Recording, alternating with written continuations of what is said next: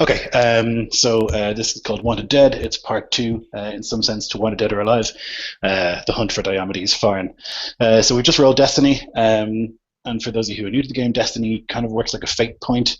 You can spend a Destiny, a light side point, to upgrade one of your dice, or to like have something convenient happen, like, oh, we really need, this repair wrench. Blink, oh, there it is. Or it needs a speeder around this corner. Things like that.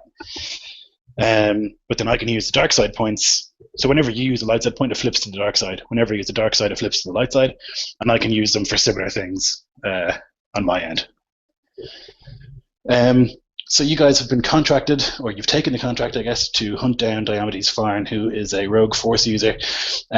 Braig had been on this mission before. He had tried to capture Diomedes or kill him. Unfortunately, that ended in disaster.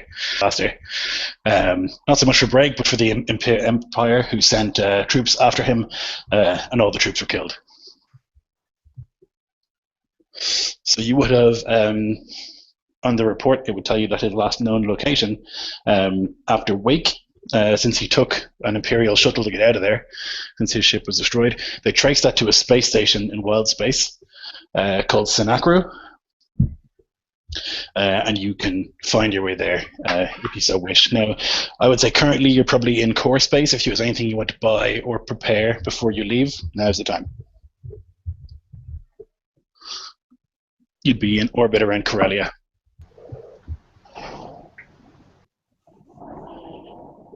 And we've already met up. We've already met up together to form our crew. And what ship are we in? What ship did you have last time? The fire spray, right, is what you took away? Yeah, Sim Vix's ship. Mm-hmm. Yeah, so you'd have that. Or did I kill him and steal his ship? Yeah, you probably murdered him. Okay, sweet. Yeah, I don't have any no, that's not sweet. Yeah, so you would have a fire spray. Oh yeah, merciless. So you probably would have hired us as your new crew then, right? I think so. Are we all coming together at people all wanting after the same bounty kind of situation? I feel like we're all kind of nefarious, so we kind of have like this network that we can connect up to similar filthy souls such as ourselves. And so through that, like, we've gone, okay, we'll form up a team and take after this, as opposed to me being like the captain of this mission trying to get you all together. Like, it's more like, right here, let's all communally go after this target, as opposed to me organizing it. Not really. Alrighty. At this point, Vela is not with the group yet. Well, I'll say, yeah, we've got one more stop before we're going to jump to the to wild space. I've got to give something for a friend, and I'll pat down next to the seat this big long case with Mando's recovered gear in it. Yes. So and I'll set coordinates for yeah. I'm not sure what was the name of your character, Dennis. Vela. Yeah, set coordinates. Yeah, swing by. I know someone we need. So do you think Vela is on Toydaria, Dennis, or do you think that she'd be on Wake? How soon is this after? About 2 or 3 weeks, I would say. Yeah, she probably wouldn't be on there anymore once she was there and there was no sign of anyone. She would have... There's no reason for her to stay there that long. All right, so unless it works out more convenient that way. I mean, she could have stayed there. Yeah, I mean, it's one or the other. Like, either you're on Wake, which is where he was last seen, or Toydaria, which is where Mando was last seen. She would probably be on Wake. Okay. She would have been trying to already get sign of him. Yeah, no problem. All right, so you guys can set coordinates to Wake. So I'll just need an astrogation check from one of you. If anybody else has it, feel free, or Dr. Veet will take the astrogation. I apologize, but I have a black circle under career for astrogation, and I also have a black spot for rank there. Okay, yeah. So that's fantastic. So what I'll do is I'll help you, and you're going to get 2 blue dice when I do so. So how many yellow blips and how many green blips are on your astrogation skill, Robin? I of course printed my sheet in black and white, so give me a second. I'll look at the original one. Of course. I think I have it open here. Yellow. Yeah, unfortunately, colors matters with this one. Yep. Yeah, I have 1 yellow, 3 green. Okay, so then you would roll 1 yellow, 3 green, 2 blue, and 3 purple. Okay. Ah. Then I'll do an attempt now. Wow, that's a huge success. Okay, so the force dice shouldn't be in there, but it's fine. You managed to punch in the coordinates perfectly, and with that many advantages, I think you'll make excellent time. It'll take you half the time, and you won't have to stop in the middle. You just plot a straight jump. Usually when you're trying to get into wild space, you have to do several smaller jumps because it's not mapped. But I guess the ship has been out there before, and so you're able to punch it right in there, and no stops along the way. So it'll take you guys 3 or 4 days in hyperspace to get out to Wake itself. It's quite far away from the center of the galactic core, which is where you guys were. So in the week or the 4 days on the ship, is there anything you would do in your downtime? Yeah, absolutely. So Dr. Veet would just try to get to know everybody. Now, he's about a 3-foot-tall rodent man, but instead of being naked like my picture shows now, he is this brand new, like brown tone laminate armor. He's wearing like a big backpack, a utility belt. He's got like tools all over him, weird medical devices. He's got a chromed old world 45 and an old leather holster on his hip as well, and he's got like blue flecks all throughout his brown fur, and then around his mouth he's got bluing there stained on his lips, and his teeth are even a bit blue. And he also has a big chromed disc kind of thing that sort of goes around, wraps around the back of his head. And those of you who are keen to such things would know that to be a cybernetic brain implant hugging around the little critter's cranium there. So yeah, so he would go around and try to get to know you guys. He's never worked with any of you before, so.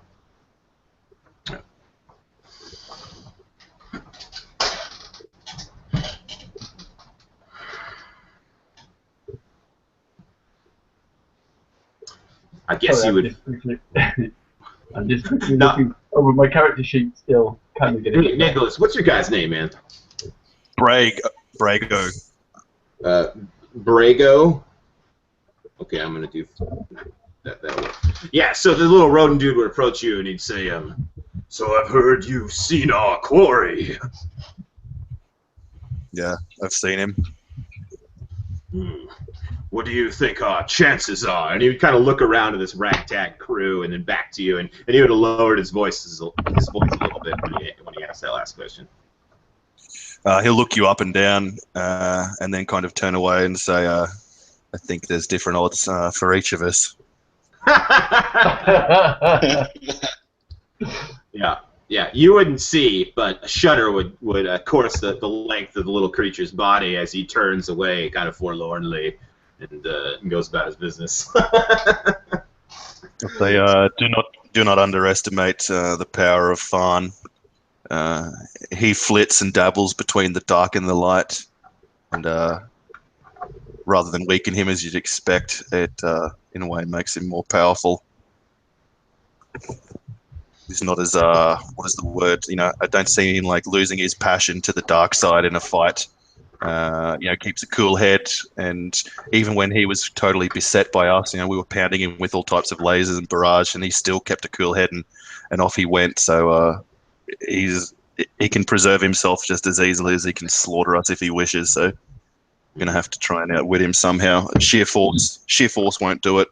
And I'm not sure how good an Imperial shuttle is, Lloyd, but I'm assuming it's better than the fire spray that we're on. So I don't think an Astro fight's on the cards either. No, your fire spray would definitely be better in combat than the shuttle. The shuttle will be more expensive because it's bigger, but yours is particularly good at fighting in space. That's what I'd say to Pete then. That's how I want to take him if we can. We want to try and chase him as before and get him off-world, and then we'll just blast him out of the sky. And then we'll get the Slicer to go out in an Astro suit and pick up enough remnants so that we can of him so that we can pick up the bounty.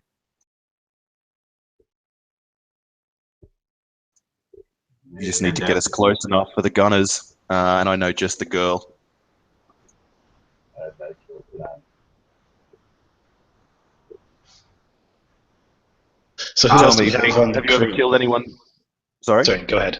I was just going to say, Veet, have you ever killed anyone for money before? He kind of looks up at you. His eyes kind of go big. He has this little like kind of shameful look almost as his ears kind of lower, and he says, "Yes, but never again." And what about for free? He says, "I will defend myself if that's what you mean." What are you doing here on a bounty mission then? Keeping you fools alive. Bragg would have been about to say something acidic then, until he realised, geez, if we had Veet last time, maybe Mando wouldn't have been slain. Actually, he would have, but still. So he won't say anything. Yeah. Every soldier knows when to quiet his mouth when the doctors are walking about, because, yeah, you never know when they'll be under the sawbone. Or las bone, laser bone. I got all kinds of gear, brother. I'll get you I right. can tell by I'll get looking you at you, right. you got all kinds of gear. You look like the kind of guy with gear. Oh, I forgot. Yeah, he's got a cybernetic arm, too.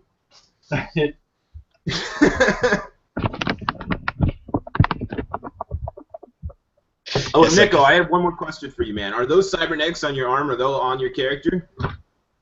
That's accurate? just how he looks. I don't know the mechanics of any of that kind of Okay. stuff. Sorry, All right, that's how he all right, looks. cool. Right on. Bragg would have a suit of powered armor, pretty high Okay. tech.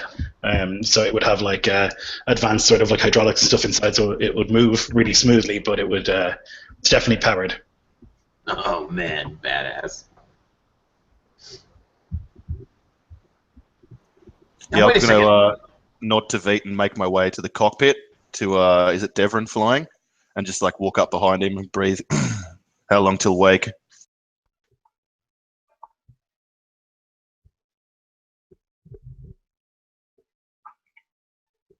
Answer me. I'll pull out the pit. Nah, just kidding. Robin, I think you're muted, man. Ah, sorry. I had mute on my mic as well. I'll reach for that rubber shark and pretend like threaten to throw it into the bar. How would I be able to determine how far away we are? You would think probably another day of travel. Okay. If everything is as I assume, we should be there within a day.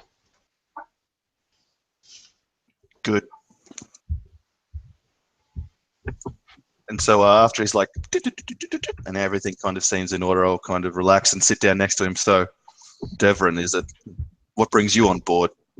Look a little young to be out trying to kill Jedi. As you probably have seen, I have my droid with me, and droids are expensive machinery. So I happened to borrow some money from this big Waka guy, and he expects his money back soon. And now I just need to do whatever I can to get those money as fast as I can. The droid says, affirmation, Jedi are only flesh and mass, like most organics. I'll kind of look and then scratch the graying stubble at my cheek and say, never known a droid to be wrong before, and then turn around. But I'm not saying it like, in an affirming way. I'm saying it in a cynical, scathing way. Like, this guy is most decidedly, definitely not just whatever that brief mathematical summation of a human being was. No accounting for the Force.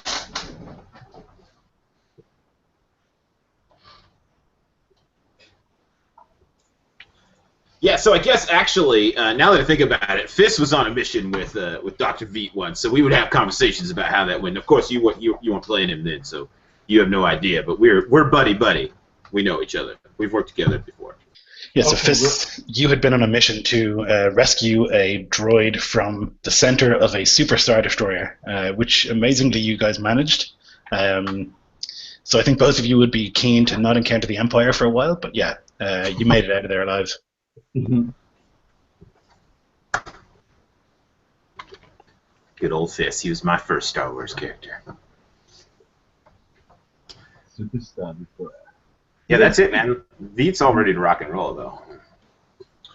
All right, sweet. Well, in that case, about a day later, you would come out of hyperspace with the huge foresty planet of Wake before you.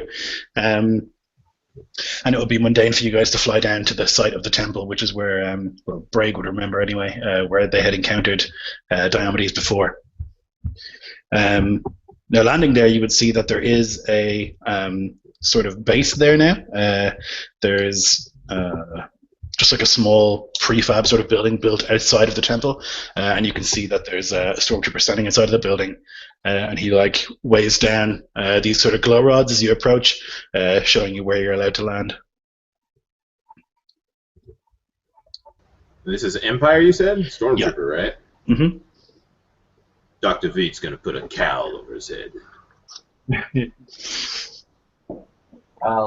Yes, and Chris takes his place in a water capsule and would hide in one of the water capsules. Awesome. What would you have named the ship, Brago?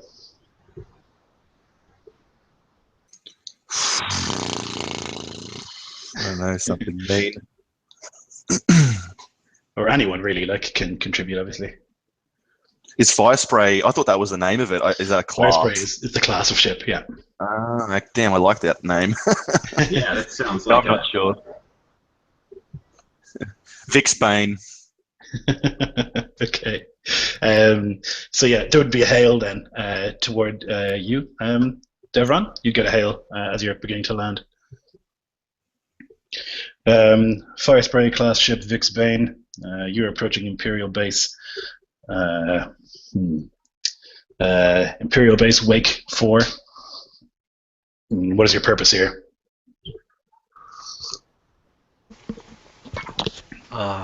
I assume it's business. Yeah. I'm guessing he said definitely that to not us before lighting up the comm, right? I would guess so, yeah. We are here on business for the Empire in regards to Diomedes Pharn. We're contracted. We have the details of a bounty here. We're requesting permission to land and pick up the last of our team. Honestly. Granted. Continue on your current course. And then the comm cuts out. Thank you. Oh, man. Dr. Veet is, like, visibly nervous. Like, he's never... Like, you were honest, and he was like, shit, I never thought of that before.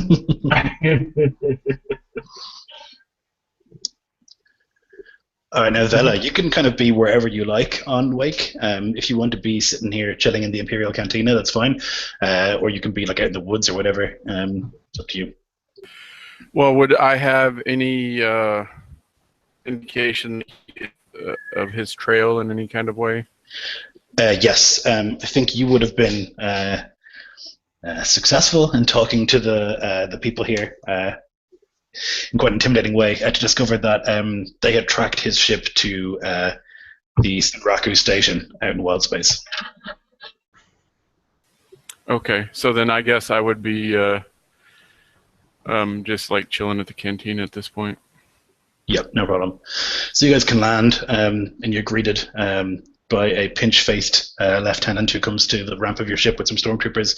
And as you begin to deboard, he has this status slab in his hand, and he'll say, Captain Brago Doors. Is that you? That's right. Mm-hmm. And so he like licks the nib of this like datapad pen, which doesn't even have ink in it, and just begins like writing something down. Mm-hmm. Very good. It looks like your crew complement is 4. Is that correct? Soon to be 5. Mm-hmm. Very good. He ticks some boxes. Mm-hmm. Any cargo?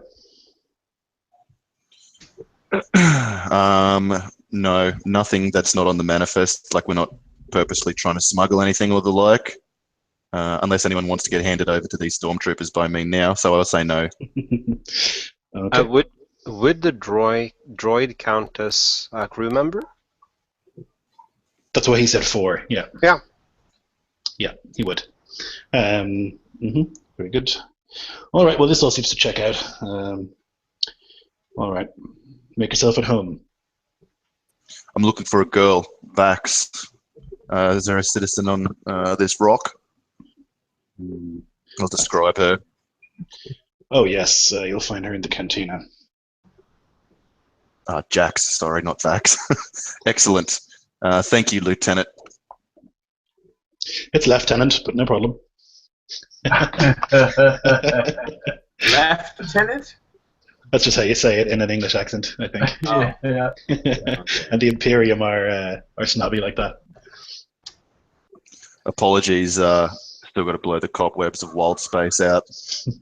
Forgive me, Lieutenant. Very good. I hope your stay is brief, Captain Brago. So do I. And I walk past him. Yep. Yeah, so you can walk past him. The stormtrooper is into this like prefab building. There's like a door on your left hand side that's like barred and guarded, but then on the right hand side it opens up into this kind of very sparse, sort of grey bluish cantina. It looks like every Imperial building you've ever been in. They build things en masse and on scale, so everything looks kind of the same. You reckon this whole building was on a starship and they just like picked it up and moved it out here. And yeah, there's a cantina with a couple of non-stormtrooper soldiers like sitting around eating or whatever. And I guess in a corner you would see Vela. I'm going to walk forward and like kind of clear my throat as I'm in like an appropriate distance away from the table until she looks up. Bella? She will be looking at a data pad on the table in front of her. Her eyes will flick up as you clear your throat.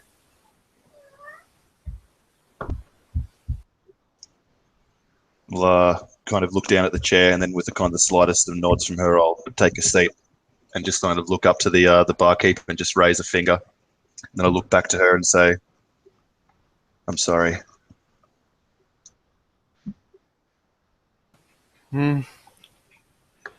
Unfortunately, in our line of work, these things happen. No one could have seen that coming. It was a crack shot. Damn Jedi. And I'll like finish the rest of my drink before I'm like talk too much. Don't worry, I mean to see that he gets what's coming to him. I mean to see that very same thing, I'll say. And then I'll kind of lean down to my side and haul up the case, put it on the table. So I'm sure Mando would have wanted you to have this, and then I'll push it across the prefab table to him. She'll move the data pad to the side and stand as she opens the case. She'll take out the gun belt with his pistol and strap it on her hips, and she'll take the dark poncho thing that he wore that hides it on her hip, and she'll close it, leaving the rest of the things in there. You can see that he had the blood cleaned off the poncho, and like the rifle that's been recovered like has a brand new scope across. Like to look at it, you can tell that it's quite newer than the rest of the rifle, and yeah, had that replaced in working order. They'll say we're heading out into wild space after this bastard. I've got another seat on the Bane. It's yours. You only have to ask, Bella. She'll smile at that as she turns and picks up the data pad and hands it to him. That has all the information that she's been able to procure as far as the last sighting of him. Without even looking at it, he'll place it down on the table next to him and level his eyes at hers and say, you know, killed a whole squadron of Imperial commandos just here. You sure you want in on this?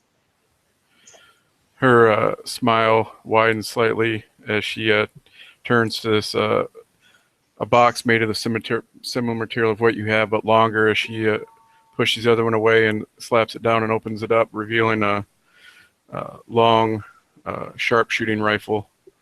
and she'll put open the ammo case and put one of the explosive rounds down, the detonator rounds for you to look at. Sick. Hottie. Yeah, he'll like pick it up and kind of look. This ought to do. I'd like to see him reflect back 1,000 pieces of shrapnel. Oh, fuck yeah. She'll tilt her head as she says, I'd very much like to see that too. We've killed this bastard. I'll share a drink with you back on the core and we'll toast to Mando. Until then, being around these Imperials makes me feel skeezy. Let's get the hell off this rock as soon as possible. I'm not 100% familiar with how this would be in the system, but I'm thinking of Devon as this kind of young, maybe a bit shy computer geek guy. So would he be able to get access to like a computer terminal or something on this? Yeah, it would be a little bit obvious maybe if you were to just try and go to a terminal. You could try and sneak away and find a terminal. That's something you could try and do.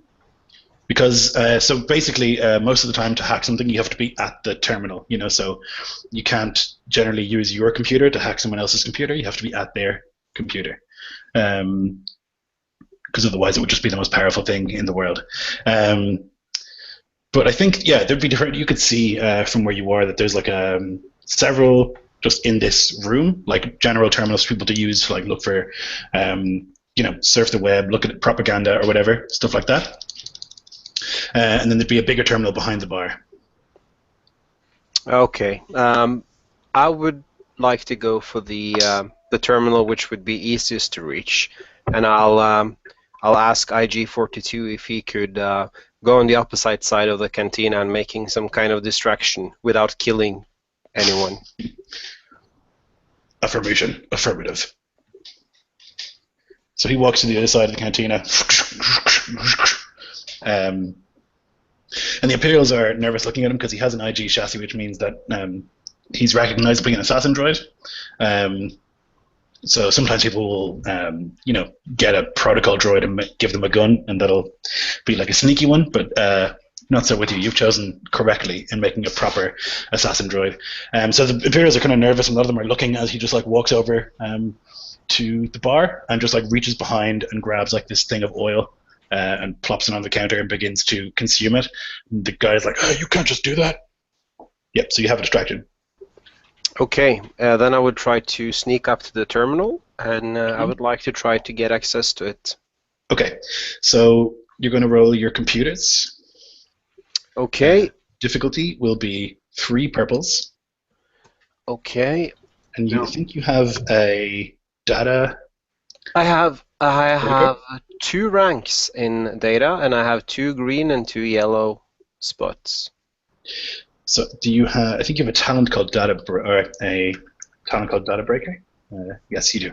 So you have 2 boosts to computer checks. Anything else here? Yeah. Okay. So you'll have whatever your computer skill is plus 2 blues, and then it'll be against 3 purples. I have something called a data spike. What would that be? So if you were to insert the data spike into the computer, that would lower the difficulty by 2, so it would just make it 1 purple. But they're consumed then once you use one. Okay, I know. I'll try to do it without breaking their equipment. So 2 green, 2 yellow, 2 blue, and 3 purple. Roll. Big success. Yep. So as IG is over there and he's like, you know, declaration, I want to drink the oil. And the barman's like, what the hell, you can't just do that. You like dart to the other side of the bar and you're just like typing like crazy. You manage to break into the terminal itself. And there's a couple of different options in here. So the top one would be, what would you call it? Like a supplies manifest for the bar. And then there's one that is like power and lights, and there's one for door control, another for cameras, I would like to try to get access to the cameras and see if I could recognize the guy we're chasing on any of the pictures recorded for the last, say, 5 days or so.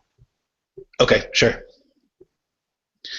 So yeah, you already managed to get in.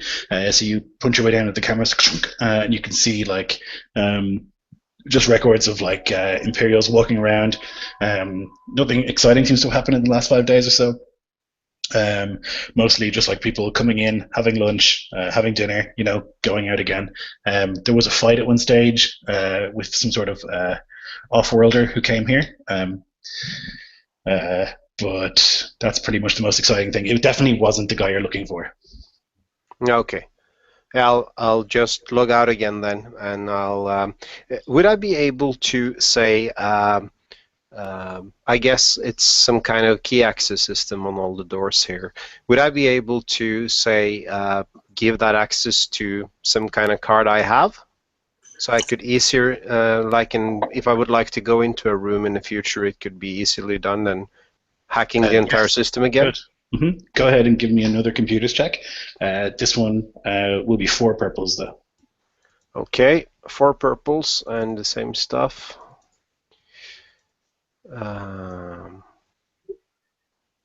Okay, so that's nothing. So all the dice you had cancel each other out, and so there's no success or no failure. You're just kind of still struggling to get it done. Okay. It will I will probably understand it will take too much time for me to go through with this without getting caught, so I will just withdraw from the system then. Okay, no problem. So you, I guess at this stage, would walk over to IG and be like, "Buddy, come on." Yeah, I'm sorry. I'll pay for whatever he destroyed. Yeah, I see that you do. You can't just bring an assassin droid here. It's dangerous, damn it. I apologize. He tends to do this stuff. I will keep an eye on him. Declaration, foolish organic. As he just like continues making the distraction. So yeah, you guys have the information that he hasn't been here in the last 5 days, and that his shuttle most recently landed on Sinraku Station, which is also in wild space. Now, is this Devon telling this stuff, like his report from his hack? Yes, as soon as I get back to you guys, I will, because some of you guys most likely saw that I was going over there, and I will tell you that I wasn't able to find any trace of him, but he hasn't been here for at least 5 days. You said something about an altercation with someone else here. Tell us about that. Yes, so you would have seen in the cameras that a man in laminate armor, maybe even Mandalorian armor, came in here with a droid. And they were like, it looked to be like he couldn't hear anything from the audio, but it looks like they were like asking questions, and when they weren't answered, they began to punch people and whatnot, and then they were chased out of here. I'll tell you everything I know. Really? I can't imagine. So that guy. So from what it seems, that guy came here seeking his quarry, and when the Imperials weren't forthcoming, he started a fight, and they drove him off world. That seems to be the case. Sounds kind of familiar, that guy. That's wiggy. Yeah, I know this man. It just doesn't make sense. It doesn't make sense to like the preconceived notion I have of that guy, even though I only briefly met him. I spoke to him for a couple of minutes. Now, there's no audio on the track, so it's, I mean, it's probably what you piece together, but it might be a totally different situation. You know, it's hard to know. Devon, is there any way that you can reassemble the audio so we can listen to what went down? That bounty hunter is no insert word that means young, inexperienced Star Wars person. Yeah. Padawan. He's no Padawan. I could always try, but it would be easier if you guys could get the people distracted. I don't want to send my droid over again. It was almost leading to bloodshed last time. We don't want to get chased out of here ourselves, at least. Declaration, I could have taken them. At this, Dr. Beetle will kind of pipe up. He's been sitting there behind his cowl, just the light from the cantina just hitting the angle of his jaw, just showing a little bit of blue there from beneath his cowl. And he would peek up and he would say, "Oh there, Defron. I can help. And he would kind of like open up a cowl and he'd show you he's got some slicing equipment there. And he says, I'm more than happy to assist. We're up on the house for now, but it'll always win eventually. Don't want to risk ourselves again. We've got what we came for. We don't need any further trouble. I say we just get it the hell out of here. It would be a quick thing. If they drove off this guy and his droid, they could drive us off as well. And we're here for their money, right? Yeah, there's enough Imperials here that you know that you could probably take down most of them, but then you'd have a bounty on your head as big as this guy, you know. As big as him. Oh, that's kind of... Hey, and second thought, why don't you guys try and take down the Imperial base, then I'll try and get 2 bounties. I say we bail out of here, but well, how important is it? Because like there's other options here. You could like ask the people about him. That's what I was going to do. Ask the left lieutenant. Yeah. Okay. Yeah. If that's the route you want to go, Dr. Veets doesn't want to endanger himself if he doesn't have to, so he's all for it. It's just like one bad roll, and this turns from like the introductory information gathering to run away for our lives, and I don't want to do that. So yeah, we'll just make ready to leave, and I'll try and seek out that bureaucratic lieutenant.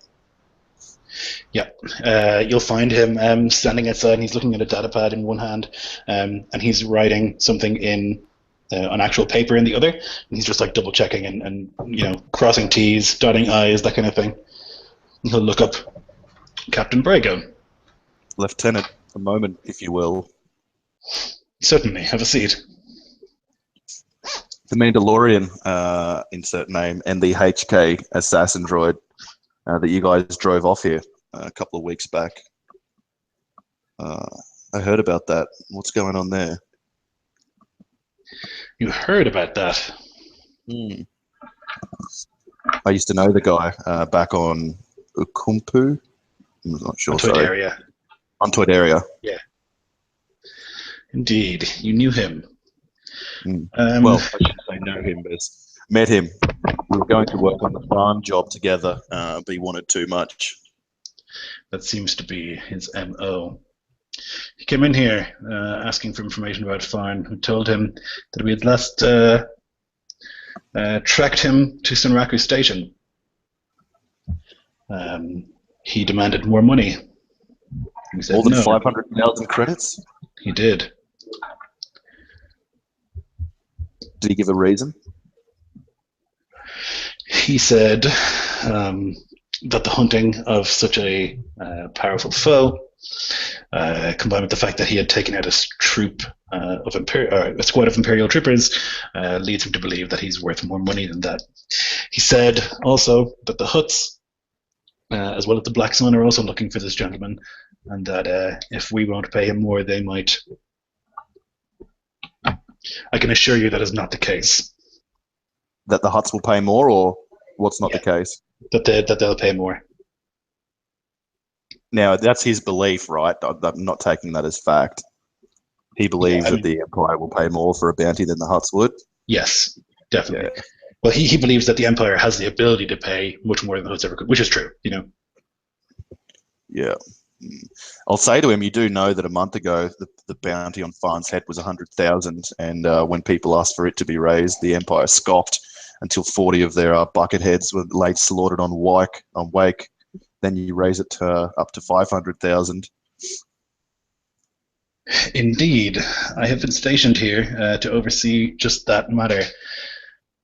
I understand that Pharn is a dangerous adversary, and it is my understanding that Lord Vader personally wants him brought in. I don't think we're going to be able to bring this guy in alive, and the money doesn't need him to be either. I'll point to the bounty. Well, I'll tell you this, Captain Brago, because you seem a trustworthy sort. You seem not trustworthy. Not trustworthy, but someone who thinks of the mission first. I think that's a fair approximation. I think you value effectiveness more than friendship. I'll smile and say I'm a military man. Indeed.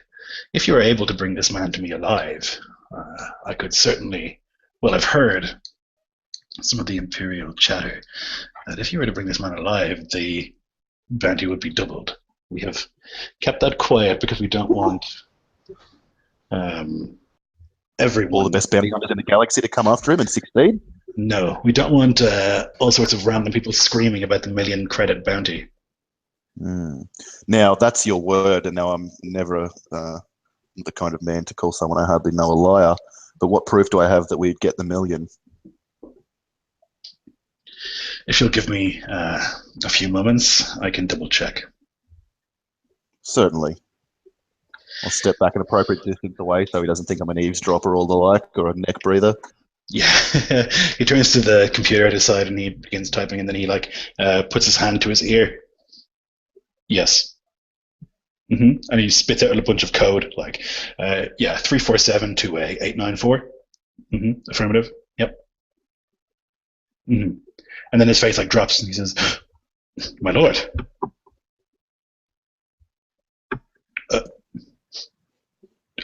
Of course, my lord. Yes. Thank you. And he looks at you and he's pale white. I'll say wrong number. He'll say, the 1 million is guaranteed if you're able to bring him in alive. What's up with the reaction? What's the bad news that drained the color from me, friend? I spoke directly to Lord Vader, unexpectedly. What? Dr. Vito let out a little a squeak will escape him, he didn't mean to. It just happened.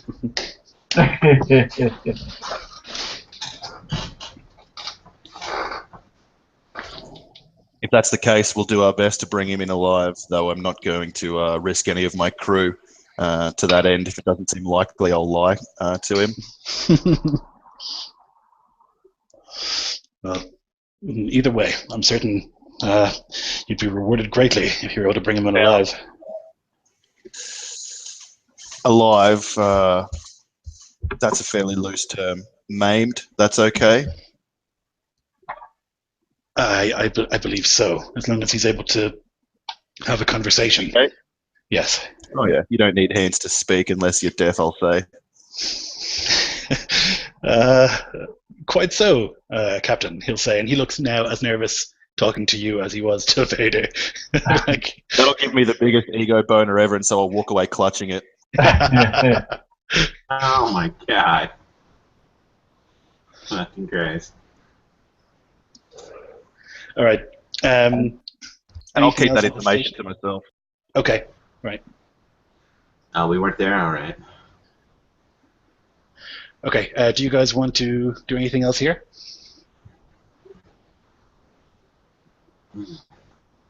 I'll just add that Fizz was occasionally, took some water there, was occasionally drenching himself down because he's an aquatic animal. And as we leave this Imperial lieutenant, I'll drip a bit on his uniform.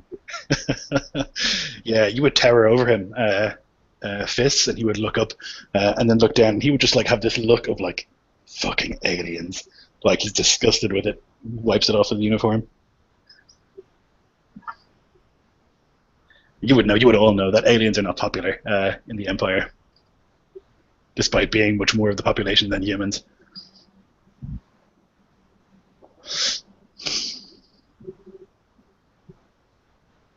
All right, so I guess you guys will get on your ship and try and get to Sinraku Station. Is that the idea? Mm-hmm. Yeah. Excellent. Okay, so just give me an astrogation. This time, Lloyd, rather than just hang out in the cockpit with Devon, I'm going to go and man one of the gunny posts. Okay, sure. Yeah.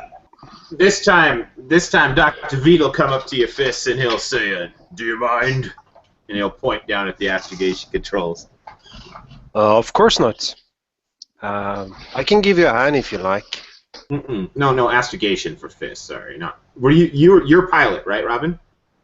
No, I'm a technician. Yeah, he would have been doing the astrogation. The pilot, I think, would be Fist probably, since he's got high agility. But didn't Fist roll astrogation the first? No. Oh, okay. I totally forgot who was who. All right, yeah, absolutely. Let's do it. I'll assist you then to give you All right. some boosts. Fantastic. Roll some dice here. Let me see here. And what's the difficulty? It'll be 3. Excellent. Yeah, so you'd see the little rodent would sit down at the console and start boop, boop, boop, flipping switches and whatnot, and then you'd kind of look around, and then you would grab this like inhaler, and it's got like this blue canister on the side with a smiley face sticker on it, and it sticks out to its little rodent mouth and it goes, and you see like little blue flecks of this fluid and vapors coming out where the seal didn't hold. And then, his the back of his hair would kind of stick up on end, and he would shudder, and he would take the controls, and we're gonna go 4-1 here. Oh, yeah, incredible success.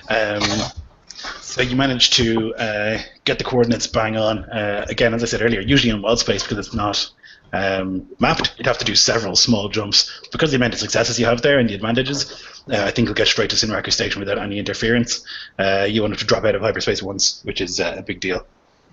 Yeah, absolutely. And right as he punches it, dude, he lets out this O ring of blue mist from his mouth, and leans back in the chair, lolling his head over to Devron, and says, "Thanks for the assist, brother." Well, nothing to mention, Doctor. Happy to help. Yeah, and he's just got this glassy-eyed smile on his face right now as he looks at you, blue teeth and a little bit of blue dribble falling off his mouth.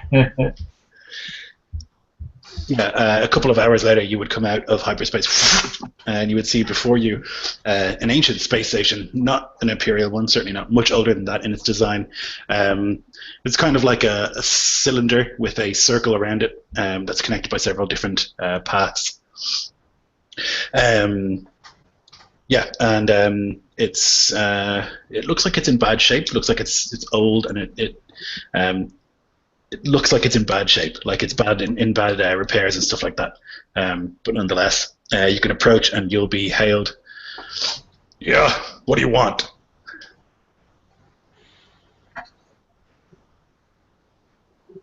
You looking for repairs?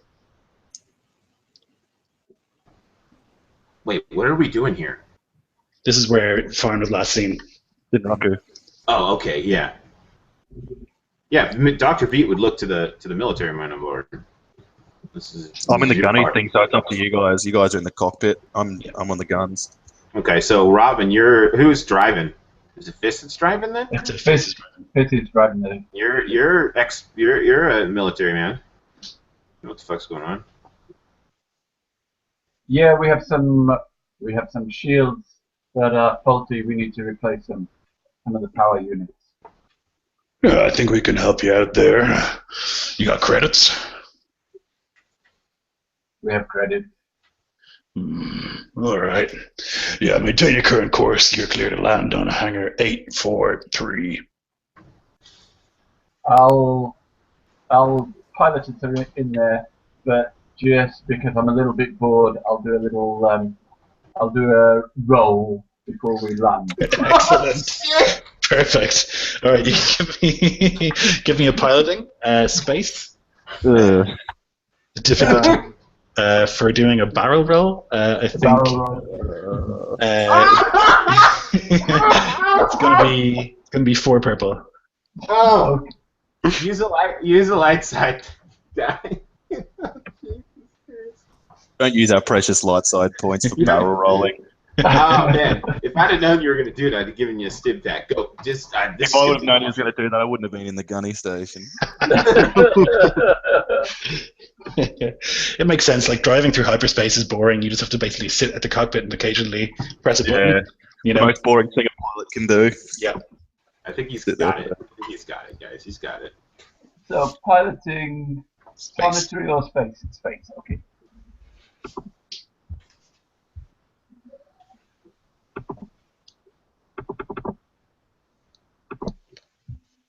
Oh, there's no difficulty. You have to put in 4 purples as well. Oh. Okay. So go ahead and roll just 4 purples on their own. Shall I roll everything? Capital Just the other 4 purples, and I can do the rest. one? Okay. Okay, so that cancels that. Okay, yeah, so it's going to be a bunch of success with one threat, so that's fine. So you do the barrel roll.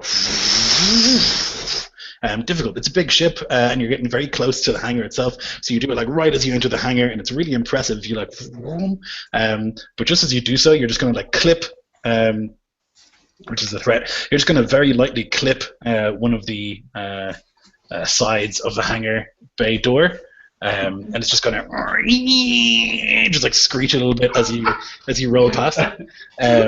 So there'll be some minor damage to your ship's hull, but nothing too terrible. But yeah, nonetheless, you manage to barrel roll around and then land the ship in the hangar. And you can see like in the hangar, there's a Barabel, which is like a sort of lizard looking alien. He's just like scratching the back of his head, like what the hell? I'll get up and stretch all my tentacles and yeah. Good man, Mr. First. I didn't think you had it in you, Jesus. And he'll, Dr. V will kind of like pick himself up off of the fucking top of the cockpit. Yeah, so you guys can land, and you'll see a Barabel, which, as I said, is like a lizard dude, and maybe 5 Weequay with him. And they're standing there, and they all have like tools or whatever. So once you level the ramp or whatever, you can come down. He would, the lizard guy would stick out a claw. Hello there.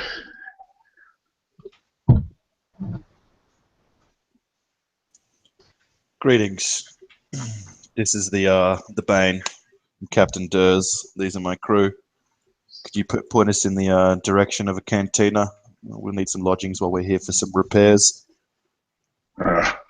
Yeah, well, I'm Crucian. We have lodgings here in the docks.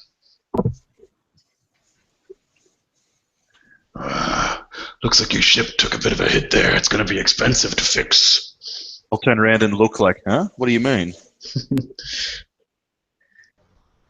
He looks and he says, well, it looks like you hit the side of our hangar there, and he points out at all these like really minor cosmetic scratches, and he's like, oh, that'll require quite a bit of buffering, and yeah, it looks like with parts and labor, maybe 2,000 credits for repairs. Dinner and a show, I'll quip, and then just go to start walking past him. You're going to have to pay for the fuel and the repairs, I'm afraid. Take it up with my pilot fist, I'll say, walking past him.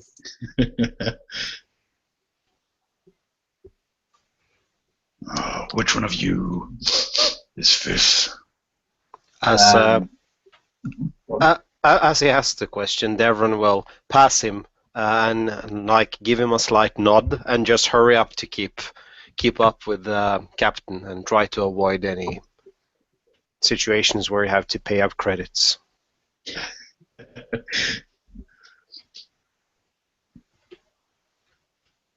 He says, we can refuel you, we can charge all your shields and work out some of these repairs, but as I said, we're looking at about 2,000 credits.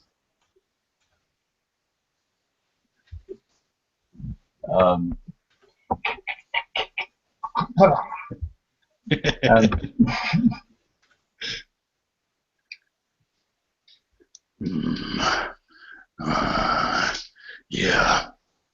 It's going to be expensive. It's quite a lot of work, but I think me and my boys can take care of it. What, are they? Just a quick question. Are they talking about repairs to this rundown space station, or repairs to our ship? For your ship. Okay. Yeah, and you know that there's not 2,000 credits worth of damage. It's maybe 100 credits and an hour's work. Yeah.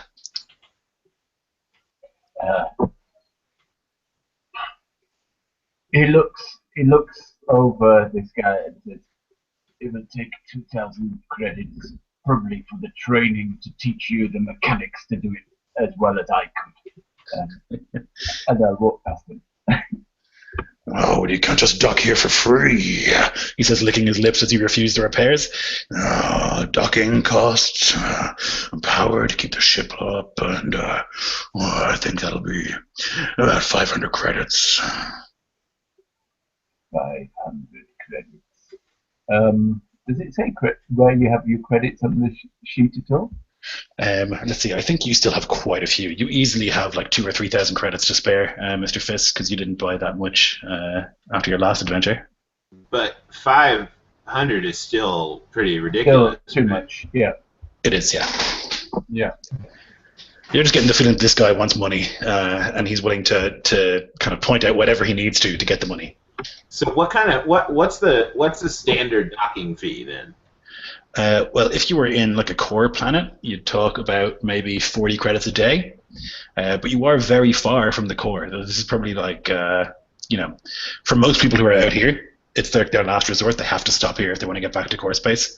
So that's probably why they're doing this kind of thing, you would reckon. Since you have a crazy high intelligence, you would figure it out. Mm-hmm. Okay. So like most people who come here are desperate and they take advantage of that. So yeah, Dr. Feet will kind of like pop up and he'll kind of look up at this. What is this thing? He's a Barabel, so he's probably about 7 feet tall. He's got a reptilian face and he has a tail. He looks basically like a walking lizard, like a lizard man from D&D. And how does the giving of credits work? Is it like a chip I give them, or do we like? Yes, you would each have you would either have like actual physical credits, which would be like little bars, or you would have a cred stick, which you can like just like plug into his and just like give the credits over. You know. All right, I'll look up at this guy. This big ass dude is like twice and then some the size of me, and I'll say, "Look, sir, we're not here to be played. We'll pay you 100 credits to look after the ship for an hour or two." And I'll hand him the cred stick. It's the best you're gonna get from us. He looks down at you, and he gets close, and he's like, "You want to buy some drugs?" I look at him and I say, "Well, now that's a totally different subject." And I'll kind of look around at my friends and I'll say, "Why don't we talk once this crowd thins out, if you know what I mean?" I know what you mean. So he takes the 100 cred stick, and I guess the rest of you gone into the canteen now at this stage.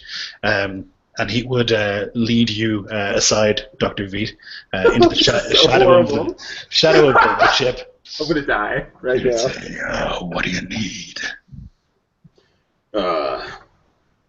Says, well, my main girl is that Booster Blue. She's such a beautiful lady, but might be in the market for something a little more exotic. What do you have? I got it all. I got Glitter Stim, I got Neutron Pixie, I got Death Sticks, I got Blue Booster, I got everything you need, little man. All right, let me see here. So while you figure that out, the other guys walk through into a cantina. And it's pretty much empty. There's another Barabel at the bar, and he's like polishing a glass or whatever. But other than that, there's 2 other people in the bar.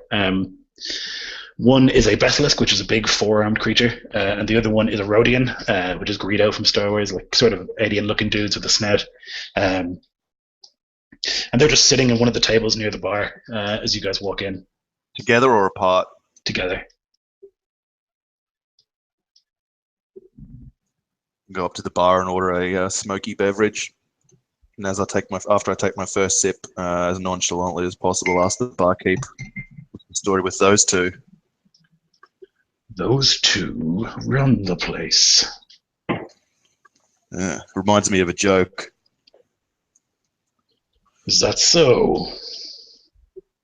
Yeah, a Rhodian and a Basilisk walk into a bar, and then I'll take the drink up and walk over to them after paying my tab. The Basilisk looks up and he crosses one set of his arms and the others are thrown wide, so it's a mixture of open and closed body language. And he says, "My friend, take a seat." Thank you. I'll nod and I'll put my drink down and take a seat and gesture for my companions. Like I'll gesture them with one hand, but looking at him like, may my friends join us? Certainly. It's so rare that we have company. Yeah, so rare that you definitely remember when you did, right? Oh, certainly. Tell me, I'll you've have- seen I'll a have man that to looks like correct it. this? And I'll pull down the bounty and put it on the table, and then with 2 fingers on it, kind of like move it across to him. What were you going to say, Caius? I've got 4 drinks. Okay. He leans back when you slide the thing across. I've seen him. He caused some trouble here. Now, the Empire are looking for this criminal, and you definitely wouldn't want to be seen to observe to be aiding or abetting this person. Aiding or abetting, he killed 20 men on this space station. So you have as much reason to see him dead as we do, if not more. Indeed. And so what happened? Tell me all. He came here with a damaged ship. We sought to repair it, and he didn't want to pay the credits, and so I had, our old leader had some men lean on him. I'll laugh and like raise a hand like, no, too much. The joke is too good. My cup runneth over. Let me guess, the Jedi slaughtered them all, and now you're the boss. He did. He killed our old leader. He killed his best men, and now the station is divided. Between I run the docks, and Rukar, well, he runs the market and the rest of the station. And before this arrangement, there was just the one boss running both operations? Indeed, and now he's dead. And surely that's good for you, right? It's good and bad. I don't have enough men to take care of Rukar. Take care of him? What do you mean? Is he ill? I'll say with like the most wryest sandpapery smile ever. You can hear my lips like grinding as they wind up. Whereas He's in my way. Bella standing behind him grins like a Cheshire cat. He's in my way. Now, What's it worth to you? I will tell you what I know about Pharn. Well, that's not true. I know that Rukar has this information. That he knows more about where he went than I do. Killing him? Well, you'll get it. So he knows more about this guy than you, the man we're chasing, Pharn. Indeed. Is that right? Yes. Sounds like he's more useful. Yeah, that's the body language that I'll be communicating with my face to him. Like, well, why am I talking to you and not him? Offering him that chance to tell me why. Cannot give you the information, so killing me or torturing me will do you no good. He, on the other hand, has the information, so killing him or torturing him, I'm sure you'll get it. Killing me will do you no good. It's win-win, indeed. If you were to do this, of course, I would repair your ship for free. I can only assume that Krushan tried to strong-arm you into paying him a lot of money. I assume as much. Merchant out here in wild space. That's usually how they do business, right? Indeed.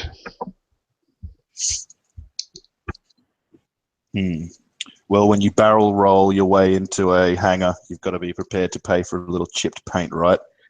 Certainly. Take another swill on the smoky drink. I say, well, where can I find this Rukar? You'll need to go out into the hangar, down the corridor. You'll enter into there'll be a barrier there. His men will be in your way. Rukar will be in the market.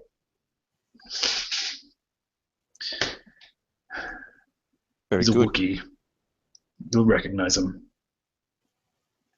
Yeah, I'll think back to the last Wookiee that I saw. I can't remember if that guy got cut in half by a Jedi or squished by a gigantic impaling monster, but either way, I hope something similar happens to this one.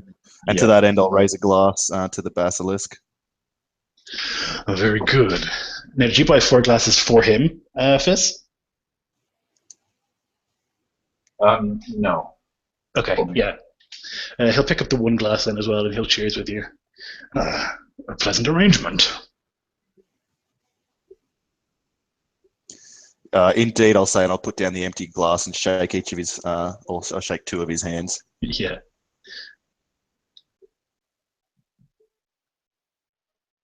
And as I walk away, I'll whisper to Jax, I don't trust that guy as far as I could throw him.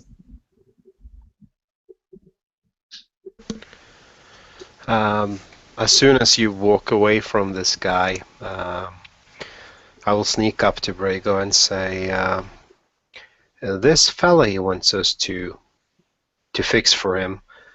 Since he has more information, don't you think he would be willing to share that information with us if we inform him that this guy wants to take him out?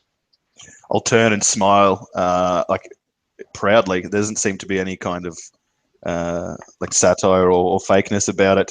And he'll like place a finger on his nose and tap it twice, and then wink and say, "You keep thinking like that, you'll be flying your own fire spray one day." And I'll walk off of the same mind as my crewman. Oh, fuck yeah. You see, Devron is very proud now. He smiles like this really wide smile, and he walks after you. The droid says, "Statement. Congratulations." Just extremely loudly. Thank you, IG-42. Thank you. Yeah, can I meet up with these guys at this point then, Lloyd? Is that Definitely. good? Yep. Okay. All right, yeah, I'd probably actually hear the like I'd be looking around for y'all, and then I would hear the statement. Yeah. Oh, there you guys are. Okay, let's take a quick break there, guys. Okay. Oh, awesome. Nice.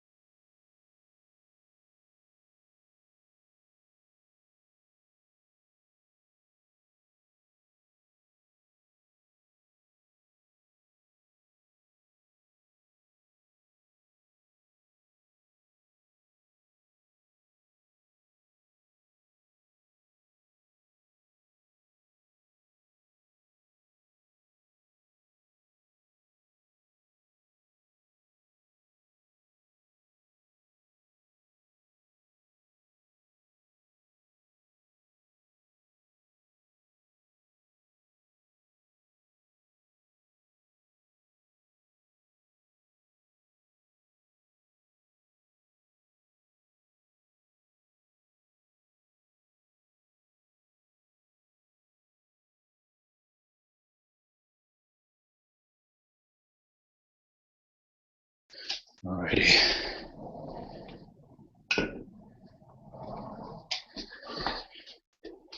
It's like one of my favorite things about the setting is how everyone double deals everyone. You know, no one is legit. Everyone's always a bastard to everyone. It's great. I was wondering early on if we were like the good guys or the bad guys, but it seems to be, like you say, just layers of bad guys Yep. trying to sneak their way around the bigger fishes in the pond. That's exactly it. Yeah, that's kind of the feeling I like as well, because it's like, if you were to play in a campaign, certainly like you'd have so many costs for running your ship and everything that you always need credits desperately, you know. And so like you have to take difficult jobs, you have to do things that are shady in order to keep yourself afloat, you know. It's good. And it seems to be like you can be the king of the hill one place, but if you go to the next one, then you're just another ant trying to climb your way up. Exactly. Yeah. So modular, this universe. Like obviously in this part of wild space, you guys are bigwigs, but if you were in hood space, you'd be nothing, you know. So it just depends on where you are and who you're dealing with and stuff. But the guy we're after, is he a Jedi or like a Sith? Yeah. He's a Force user. He's advertised as a Jedi in the Hunt, or in the Bounty. but he definitely has used dark side powers when fighting the others previously. So maybe he's somewhere in the middle. Okay, but he is most likely a lot more powerful than all of us then. Yes, certainly. Yeah. I guess Devron is just like desperate to get money, because he has this debt. So that's the reason why he knows better than doing this, but he has to because he owes Big Waka a lot of money. So. Yeah, but that's what's so good about the obligations as well. Like you take these things for your character at the start, that are kind of like really good motivators for a character, and then plus as you play, you can get further obligations. Like if you make enemies or if you betray someone or something like that, you'll get more obligation, which is great. Ah, cool. That's like the oath and the addiction, right? Exactly. Yeah. That's one thing I like about this game. It has like this inertia that it creates. The more you do as players, like the more this like snowball happens. I love that. Like. Yeah, can't praise this system highly enough.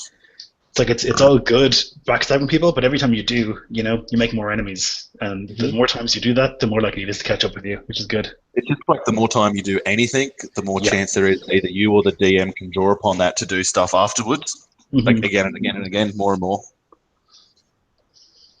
Very fun. All right, so I think we're all back. Just a quick question, because I try to understand the system here, but I have this column that says career, and I have like black spots in some of them. So that means that those are skills for your career, so that they're cheaper to upgrade for you. Okay. Yeah. So you just at character creation, you just get a bunch of XP, and you can spend it however you like. And the career skills are cheaper to buy than the other ones. Okay, cool. Thanks. Okay. And the black dot, those show those things that are going up the side of it. That's like how many ranks you have currently. Exactly. And then it calculates what dice you roll. That's really where you pay attention to, though, is the dice pool area. Yeah. All right. So you guys, do you want to go now to the market, or what's the plan? Yeah. So Dr. Veet would kind of meet up and try to get bearings on what's going on. Find out that we're about to go meet up with a Wookiee. What's the attitude like that we're going to meet up with a Wookiee to try to take down a Wookiee, or we're just trying to meet up with a Wookiee from you guys? We're going to meet up with a Wookiee for us to win. Okay. So, like, we're not necessarily going to blast him or work with him, just minds open, but we're here to work both these guys over, really. Like. Yeah, all right. Cool. I'm down with it. Let's do it. Okay, so you guys walk through the hangar down this long corridor, and at the far end of the corridor, there's like a little barrier set up. There's like several tables and stuff like that, like set up, crates and stuff, with just like a small entrance, and on either side of it, there's like a dude with a blaster. Humans, and they point them as you approach. Who are you? What do you want? Whoa! I'll raise my hands. We're the crew of the Bane. We're here to speak to Sorry, I forgot his name already. Rakar.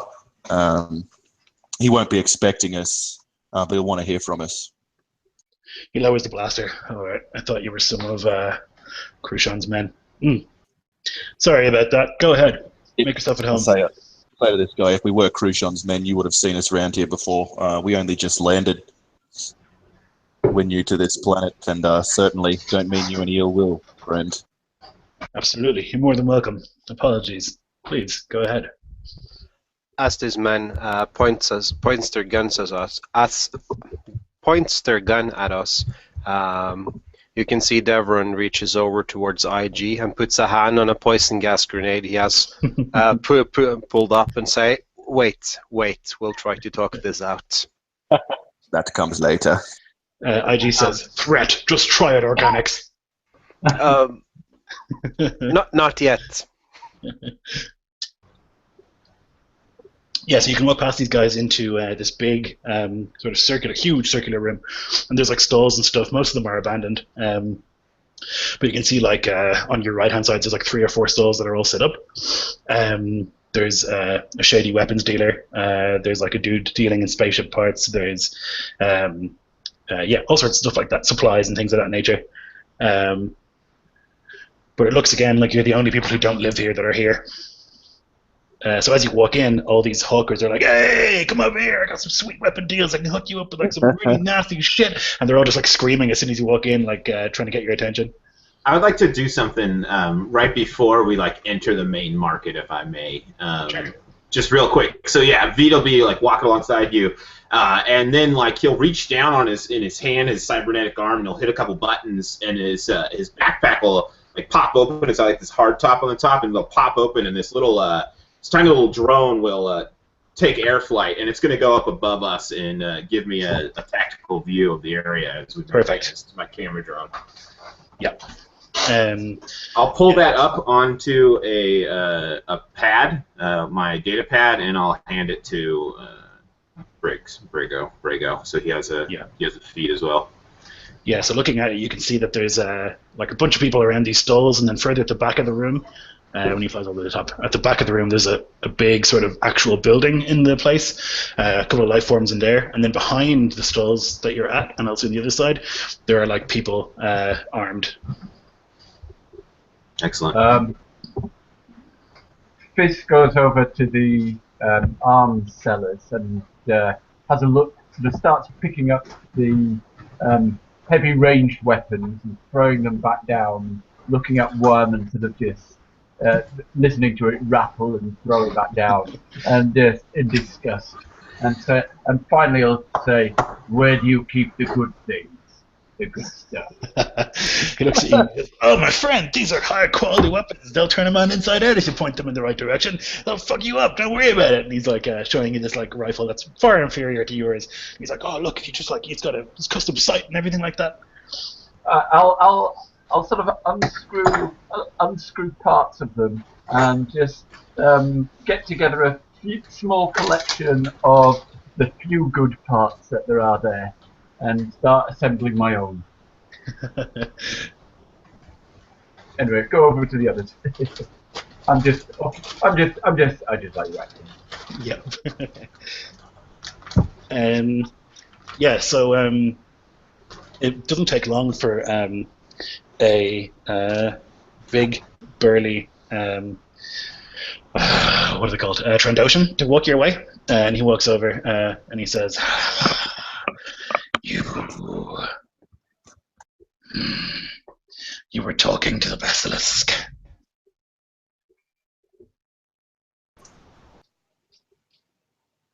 He's saying this to us. I'll just nod, say yes, and now we're talking to you.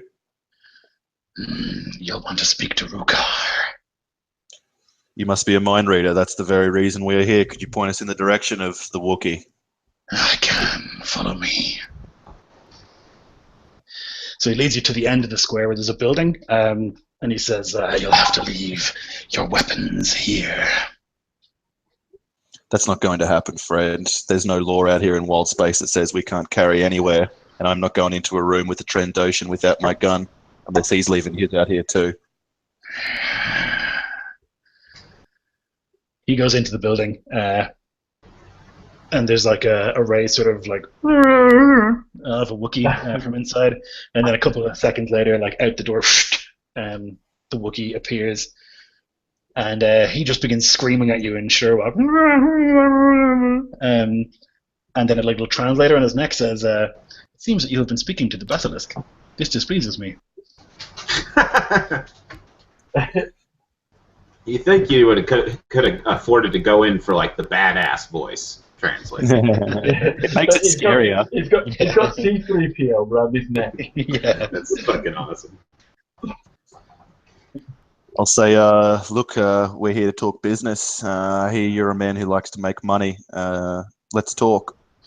I do like to make money.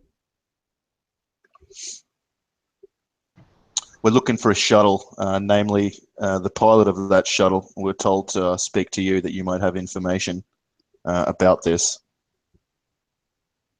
He says, "What's it worth to you?"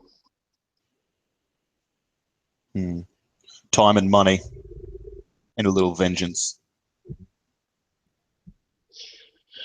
"The basilisk and his crew are a thorn in my side. If you were to take care of them, I would provide you with the information."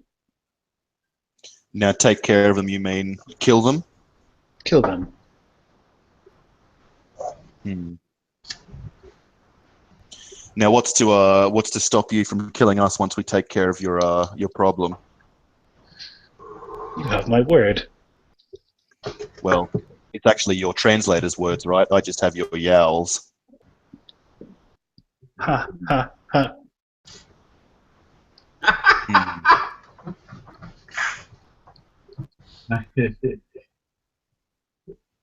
What's it worth to you to have this problem taken care of? I will give you the information that you seek. I find it hard to believe that you're the only person, I'll say, pointing a finger at him, to have this information, my finger will turn into quotation marks, on this planet. Like, how can you be the only one to know where this guy has gone? It is a small station. Initially, That's right. there was one leader. Now, there are two. I lead this area. But you want to lead both. Correct. Now, how much would you pay us to take care of your problem? Ha, ha, ha. I will pay you the information. I want to pay you for the information and then treat these two as a separate transaction. Is that amiable to you? You wish to pay me for the information? And then you can pay me to take care of your four-armed friend.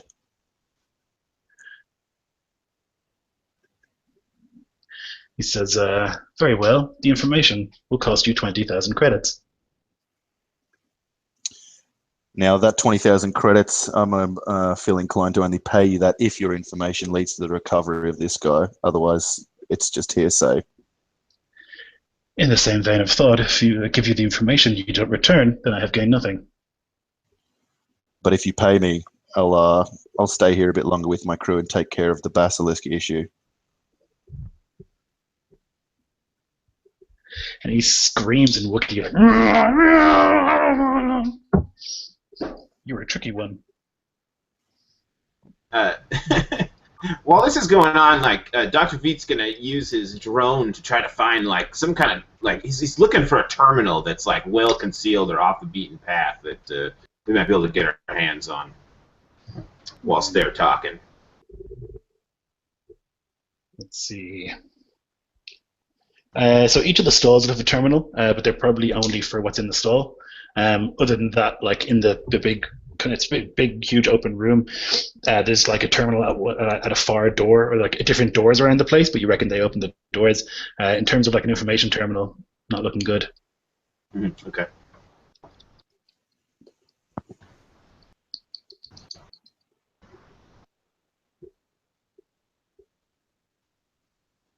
I'll ask this Wookiee a moment, if you will, to confer with my companions, a slight break in negotiations.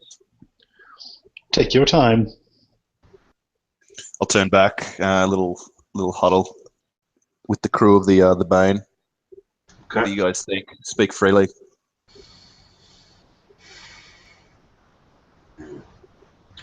I don't see any point in a little killing just for a few extra credits when we're after a bounty so large. If you can negotiate for him to lease you the information, I say that's how we do it. Are we happy Just to be take a $4,000 cut less each to pay this guy for the information? Does anyone need the 100 straight up? Because if that's not the case, then I'm happy to pay him 20. I've learnt my lesson as far as being stingy with information goes. Stingy with money and mine for information. I'm happy to take the cut. I think we should stay out of this fight that we don't belong in and just pay for the information. Yes, good sir. Yes. My sentiment exactly. Hey Lloyd, I don't really have like a reference point for what like 20 grand's worth. Like, I don't really know the value of money in this world. It's a lot. Like, 20 grand could buy you a small spaceship, a shitty one. Wow. 20 grand could buy you, a suit of power armor, high-powered rifle, powerful sword, all in one. It could buy you a lot of stuff. Okay, so it's quite a lot. Yes. Quite a lot of money. Yeah, see, I don't, like, just on principle alone, I don't want to pay this guy 20 grand for what I think more people than him probably know. think we can work maybe a little harder. I think you're right, Robin. I don't want to get involved in this fight. If one of us gets winged, or God forbid our ship gets, damaged or something like that in this fray, then like Nick's asserting, it takes us away from the prize, the 500 grand prize. But if it means getting involved in this shit means we don't have to pay the 20 grand, maybe I could be persuaded. Sorry, Dennis. As this discussion is being had, Bella will say, I want to find him. I want to see this done. Take it out of my share. Let's get the information. If it doesn't pan out, then we'll come back and kill him. Love it. Nice. I'll translate that diplomatically. Yeah. Whatever the word is. I'll make that diplomatically amiable and present it to the Wookiee and say, right, we'll pay you the 20 grand for the information. He says, very well. Here is what I know. When he came here, we placed a tracker on his ship while doing the repairs. His location currently, or his ship's location, I should say, is an old derelict starship. Now, why would you put a tracker on his ship? He looks kind of nervously left and right. It's policy. I didn't see this small print when we docked here. Now, if you put a tracker on our ship, would you sell our location to the next disgruntled customer? I no longer control the docks. Yeah, Veet kind of chitters angrily. So the Basilisk is the one whose policy it is to put trackers on ships? It was the old leader's policy. Right. Probably still in effect then. Devron leans over to Dweet and say, we need to sweep the ship before we leave. Mm-hmm. Filthy wild spaces. Man, just because they put a tracker on a ship, I want to stay and get involved in their business now. yeah. It's great. He says, here are the coordinates, and I'll take the credits. Yeah, we'll pay the credits over. We've all agreed to lose 4 grand of our share. I mean, really, if we get 96 grand, it's probably like getting 100 grand, right? In this, I'm assuming. Basically, it's huge. Like 4 grand is going to make no difference. Cool. Who's fronting that? I'll front it because I've got it. Okay. But, actually, fuck, that's a bad way to be, isn't it? Fuck. Yeah, I guess I'll have to. Vela can pay half. Sweet. Okay. Yep. I'm such a junkie. I spent all my money on literally on drugs. We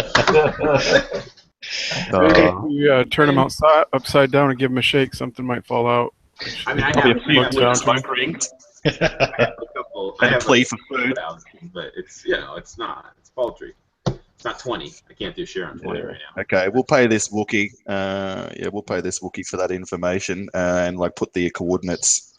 Now, is he sell like? Because is he like? Do we want like? I mean, can we get the frequency of that fucking tracker so that we can? That's what he's use our doing. ship sensors? Oh yeah, all right, excellent. Yeah, that's worth 20,000, I think, if it pans out. yeah, I can look at that empty space in my wallet when we come to his abandoned ship later on in time. Yeah. You've played too many of my games, Nick Duffin. Yeah, luckily Brago hasn't. Nick would be back on the first place, just living quietly. Yeah. I'm not interested in your quantum destruction. Devron will wait for Brago by the door, and when you approach, he will say, didn't the mechanics ask for 20,000 to fix our ship as well? We're not paying them. We're not paying them 20,000 to fix our stuff. We'll pay them an appropriate amount. Yeah, They but just said 2,000. 2,000. Okay, yeah. But anyways, just imagine if they ask 2,000 credits for everyone anchoring up here to fix their ship, and then they sell the information for 20,000 again. These guys should be having a lot of credits around here. Oh no. Yeah, yeah. I'm sorry. No. I'm sorry, Jack. I'm sorry, but yeah, I'm keen. I'm going to put some Got surgical real. gloves on. Yeah. Yeah, I'll turn to Devon and say, what are you proposing? I'm not proposing anything. I'm just speaking my mind. I'm not the one for tactics, you know. I just thought about it. It's a lot of money flowing through here if they treat everyone like they treat us. And they seem to be kind of scumbags if they're tracking every ship they fix. True, and if we go out into wild space and find his ship abandoned legally, or even if that can be applied out here, they haven't lied to us or tricked us. They sold us the truth. You know what I mean? So there's not even any real recourse if we just pay this guy. Well, we paid him the 20, then we go out to space, find this wreck or whatever. We got nothing. So you would see, like I could be easily persuaded to violence right now. I look over at Dr. Wheat. What do you think? If we killed every crackpot criminal we came upon, this fucking galaxy would be empty, you fools. We have a mission. No, we have a point. bounty. We have a bounty. It's different. Like we're not we don't have to adhere to the same regimen as the Empire or other groups on a mission. Like we have a bounty optional to kill someone for money, so we can be as flexible and fluid as that as we want. What about you, Fizz? What do you think? Is the money we can make here 500,000, a million? Yep, that's the question, I guess. Hey. I mean, there's a lot of dudes here. Like looking around, there's a lot, and you think that individually, obviously, you'd be able to overpower any of them, except maybe the Wookiee. But there's enough of them that it would be costly. You know, I mean, obviously, it's going to be costly fighting Diomedes as well, but it's not going to be a walk over here. You know. And you guys are talking about fighting them both at this point. Yeah. Now We can check this information out, and then we can always come back, pick a side, and then once that person's take out the other one. I say we milk him, but go for the big prize first. I will back that play. It's decided then. Let's get the fuck out of here. I'll put a hand on Devon's shoulder and say, make sure you sweep the Bane first. I don't want those creeps selling our location to the next space wolf that comes sniffing around here. Oh, absolutely. But just Fizz was sort of hanging around with the weapons stalls, having a look through what they had. What's the best bomb kind of Best bomb? Yes. It's a good question. Let me have a quick check for you here. Right on. Weapons, explosives. They have a thermal detonator. They would have a thermal detonator. Those are pretty pricey, if I remember correctly. Where is that? Only if you pay for them. Yeah, that's true. This guy. Man. I thought it was going down right there for a second. So thermal detonator will set you back 2,000 credits. I mean, that's base cost. You'll have to negotiate with this guy. He'll probably want a lot more than that.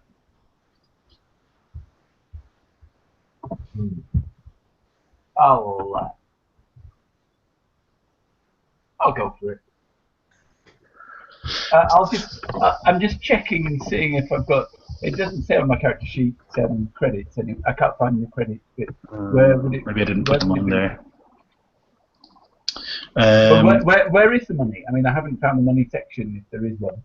Let's see. Where is? I don't even know myself. It's a huge character sheet. Down On the second page. Warm gear, personal finance. Yeah. No, I It's on don't the have second credit. page. I don't have credit. I can check at the character creator. Just one sec. Mine is on the 4th page. Yeah, you have different character sheets. Full pages? I have a 4-page sheet. Yeah. Since I made Braid, I found a different character sheet that I'm using now, but it's all the same. It's just more information. This one, more slots. 4 pages worth. Jesus Christ. Okay, so it looks like Fizz has 4,300 credits. 4,300. Yeah, I'll start negotiating. Thermal detonators. Those are expensive. Yeah, do it. Yeah, but this one, listen to this one. It rattles, I say. Don't shake that! His eyes go wide. What are you doing? I make this rattling noise as I sort of move, as I move it. He's like, maybe you should put that down, buddy.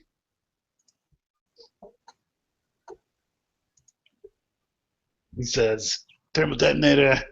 I don't have that many. Whilst he's sweating, I'll still sort of continue negotiating whilst I'm sort of swinging it around in my hand a little bit. Okay. Do you want to give me a negotiation roll? Yes. So the difficulty will be 3 purples, but you have a boost for scaring the shit out of this guy. So you'll have whatever negotiation is, plus a blue, and then 3 purples. Yellow and a green plus a blue.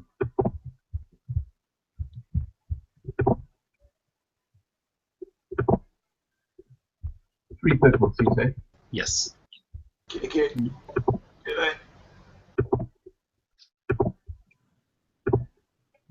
Oh, wow. Big success. Yeah. But a bunch of threat. Okay, I have an idea. Yeah, so he says, okay, all right. I guess we don't get a lot of customers out here. We'll call it 1,800 credits. Like you say, it's a little bit shaky. So I'll pay up the 1,800 and take my thermal detonator. Excellent. Oh, yeah. I wonder what kind of threat buying explosives could produce. Yeah.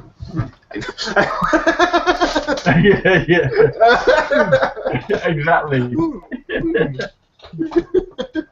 It's so good. All right, so once you're all geared up, Robin, you can give me perception.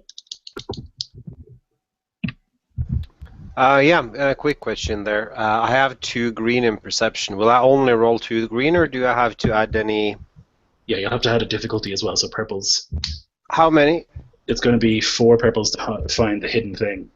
Oh. Okay.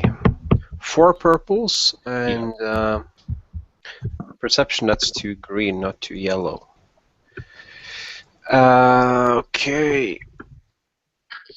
No, you don't find it. You think it's probably on here, but you're having trouble finding it.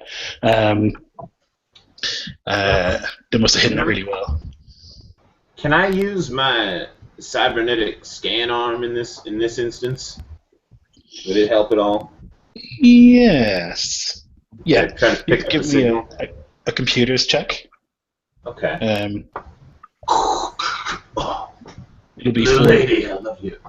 4 purple as well. All right. 4 purple. Yeah. 2, 3, 4. So let's do 4 of these. 1 of these. 2 of these. And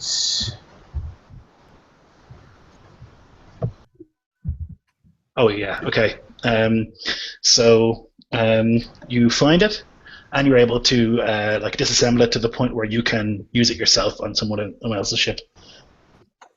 all right. After I get it and I get it disassembled, I imagine I climb up the ship and around once I've found it, and after I bring it back and I hand it over to Devron and say, "Here you go, lad." Oh, thank you. I wasn't able to find it. I'm so glad we don't leave any traces behind here. I fear these people would take advantage of us as soon as they could. Yes. See if you can't turn that tech into our advantage while you're at it, hey? And that tracking device must be worth a good 2,000. that certainly covers the cost of our stay here. $20,000 stay. Yeah, it's Just a quick question for what I could have done. I have a cam droid as well. Mhm. Could I have said that I would like to use my cam droid to look for the device? Yes, it would have given you boosts and stuff. You could have done that, definitely. Yeah, because it says when directing NPC droids, you can grant them up to 3 boost dices when they attempt a task and stuff like that. Yeah. Okay. Mhm. Cool.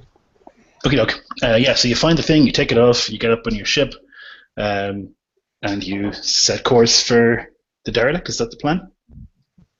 Yep. The little kerplunk, my Before my that- droid would put itself back in its backpack, and then I would retrieve my data pad from Brago, and yeah, we're on our way. Before that, I want to go speak to the master of the dock, or whoever the guy was who was trying to swindle Fizz for the repairs. Yeah. I want to say to that guy, has there been a Mandalorian in armor that looks like this with an assassin HK droid alongside him through here by any chance? And did you put a tracker on their ship too? I didn't put a tracker on anyone's ship. I will fucking kill you, mate, if you lie to me again. Now tell me.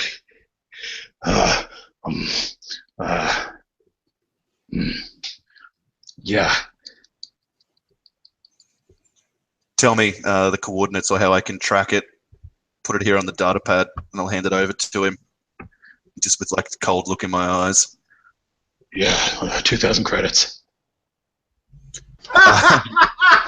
I'm gonna take our tracker and put it down and say this should cover it. Go ahead and make me a coercion check. I'm just gonna go ahead and do a pull my weapons out check. Okay. He'll step back and he'll say, all right. He hands you or he punches the coordinates or the tracker for the other ship into your pad. Now we're gonna come back here to help out your future boss. Don't put another one of these on our ship. You're a very distinctive man, and I'm sure it'll be quite easy to find you in this shithole rock of a planet. And they'll turn away and walk off.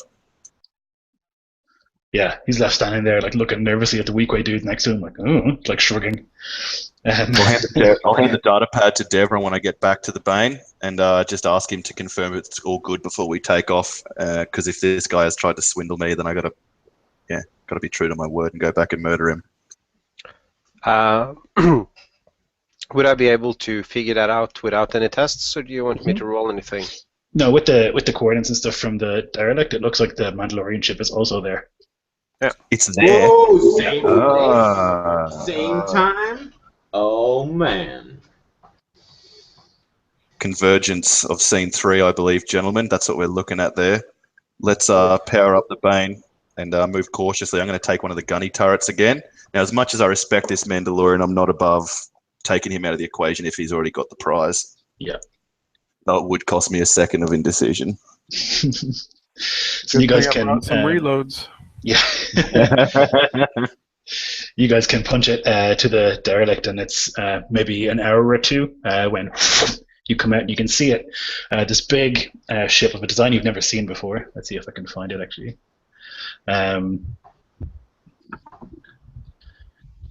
Ancient in its make, something you've never seen. Here we go. Something like this. Oh. You've never seen a ship like it. It kind of has similarities to modern ships, like maybe this is a predecessor, but definitely ancient. And you can see behind it, more interestingly, is a ruin of a planet, like a planet that's been cracked in half, and there's just debris everywhere from this ancient ruined planet. And this ship is huge, Star Destroyer sized, and it's floating there amongst the debris.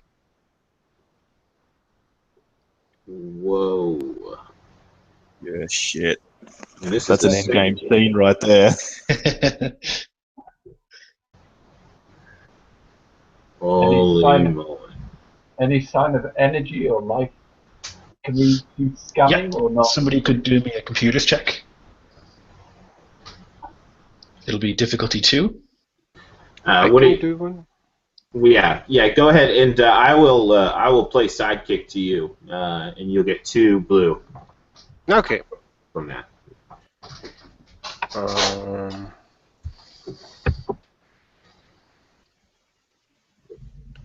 Oh yeah, nice. So big success with lots of advantages. You can see that on this huge ship that there are about 10 life signs. There's I guess it's such a good check that you would see where they are. There's 3 quite near each other, and then scattered throughout the ship there are several others that are just like all over other parts of the ship, far away from the other 3 that are clustered. I'm going to point out that there seems to be 3 life signs close together, so I assume there's like the main room or something, and it seems to be some guards or something scattered around the ship. All right. Can I? What kind of life readings does it give? Like how detailed? It doesn't. It just shows that it's a life reading. Okay, so there's something there. Okay. Yeah. All right. Can I copy that data into my arm? Are any of them moving, Lloyd? Yes. So the ones that are down the other end of the ship seem to move in quite quickly, back and forth around the place. I guess you would think that those are probably like vermin or something. And then the others are not moving. The 1 or the 3 that are near each other, near each other on the scale of this city-sized spaceship, yeah, they're not moving.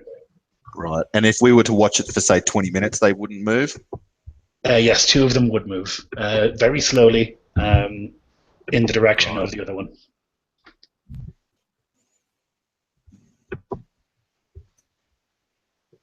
Now, can we make an approach in like an inconspicuous angle? Like, is there any like, I don't know. Well, you would think with the amount of debris cover, right? Yeah, you would think with the amount of life forms on there, there's no way that the ship is like operational to the point where it could shoot you or anything. You would need a crew of thousands to like operate this thing. All right, so they're on a derelict vessel. And can we find the vessel of the Mandalorian and his HK?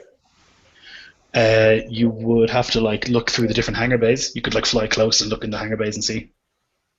Oh yeah, so you have the tracker. You have the tracker, so yeah, you will be able to find it. Excellent. And I'll send a transmission to that guy if possible, or attempt to make communication. To the ship? To the guy himself by proxy if I can, but yeah, the ship is okay. The start. Sure. Somebody give me a computers check. I'll say, I'll put a hand on Deverin's shoulder and say, patch us through to the Mandalorian's craft. And I'll while he's doing that, I'll fix my headset so I've got like a little mic thing there near my lips so I can speak with him. Mm-hmm. Okay, I'll do my best. Yep, it'll be 3 purples and whatever your normal dice are for computers. Dr. V is there to help, my man. You get 2 extra blue dice. Cool. Boom. Yep, you patch it through the ship first of all, and then you hear like that old school internet noise, and then eventually it's patched through to the wrist, or actually the headset of the Mandalorian. The line is up here. Feel free. What was that guy's name again, Lloyd? His name is Ordo. Ordo, yeah. I'll say, Ordo, this is the Bane, and Brago does come in. What? How? And he stops for a second. He says, "That fucking Wookiee." Mm-hmm. You're gonna have to teach that droid to sweep, I'll say. Perfect. So have you beat me to it, I'll say? We haven't seen him yet. He's on there. We've just tracked the... Well, I shouldn't say he, but there are other life forms on there. We've just tracked the ship. Yeah, he's on here, definitely. I've seen evidence of his being here, but haven't found him yet. We're moving slowly, sweeping the rooms in the way. How's that 60-40 sounding now? Sounding pretty good. Of course, in our favor. We could save ourselves a lot of arguing by just going down the middle, right? Yeah, 250,000 credits, I guess, is okay.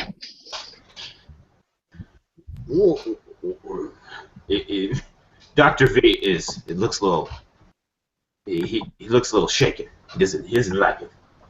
He's not protesting vocally.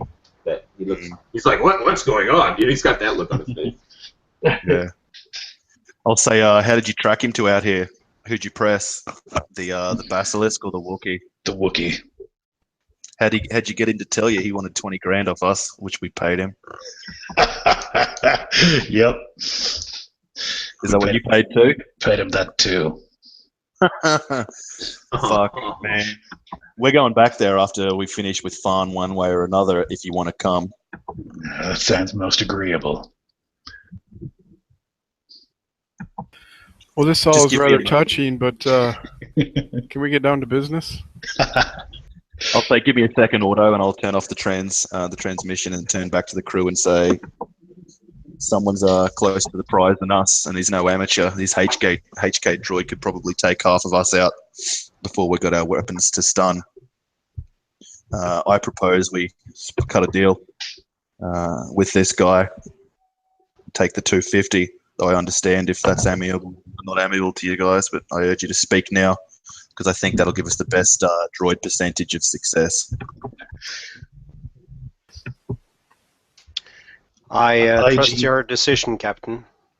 IG says, disgusted. HK droids are an outdated model. So You don't have to IG, like I'm, the people you work with, I'll say. And you guys would know the HK droids are old, but they're much more effective than IG. Obviously, he would not admit that, though. okay. Oh, fucking HK. Yeah, Dr. Feet would ponder it for a moment. He'd say, you know, I don't much like giving half the pot up, but if you really think this quarry of ours is that dangerous, I'd rather keep my head on my shoulders. And I there's a don't good think chance anyone of here- casualties. Yeah. I don't When think he any makes of the us here- comment about keeping his head on his shoulders, Vela will narrow her eyes as she looks over to him. Too soon. Oh. Yeah, I don't know. He's oblivious. He's just oblivious to that because he doesn't know anything about it. Do we really need this one? Not yet, anyway. But we may yet.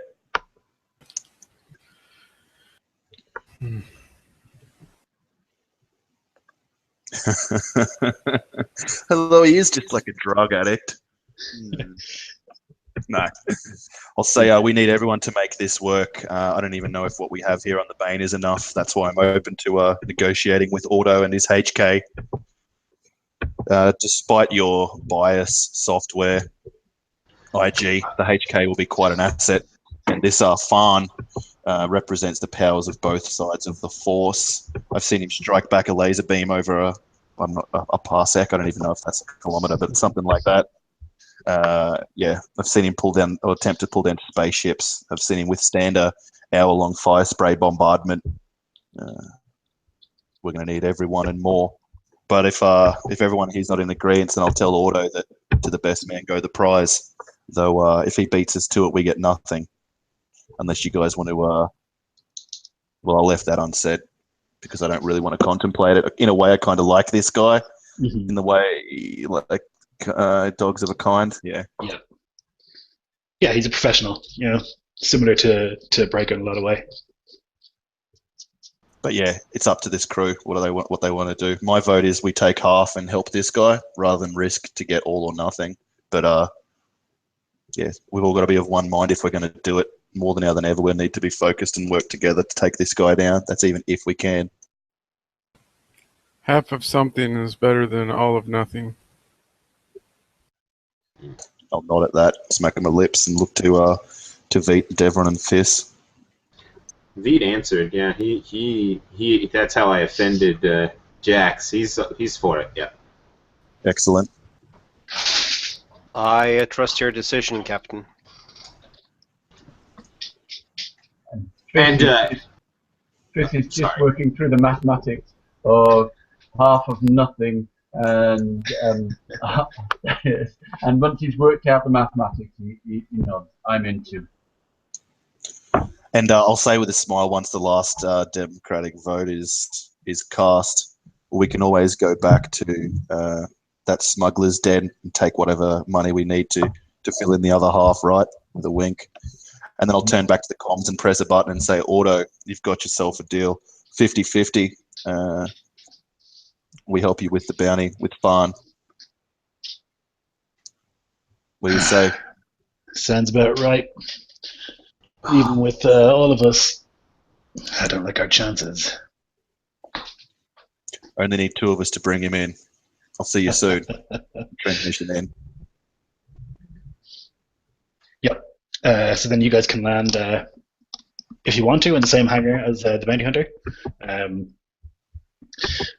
You can see that there's like on this side of the ship, on this like strut or whatever, there's 2 different hangar bays also on the other side.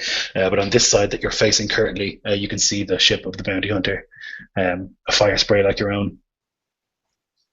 I'll move us to a certain distance and then just have us drifting through space to sort of just land in there like floating debris or something like that, so we're not actually flying. And I don't know whether that helps. Let's barrel roll our way through the asteroid field. Yeah.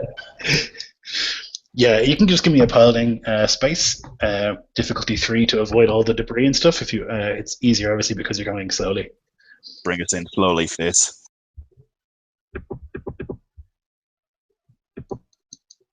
Okay.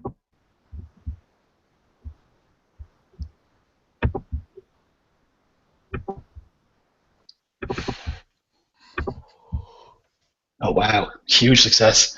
So the triumph is like the best thing possible. It's almost like a destiny point. So something great happens when you're trying to pilot your way through. Any ideas from anyone?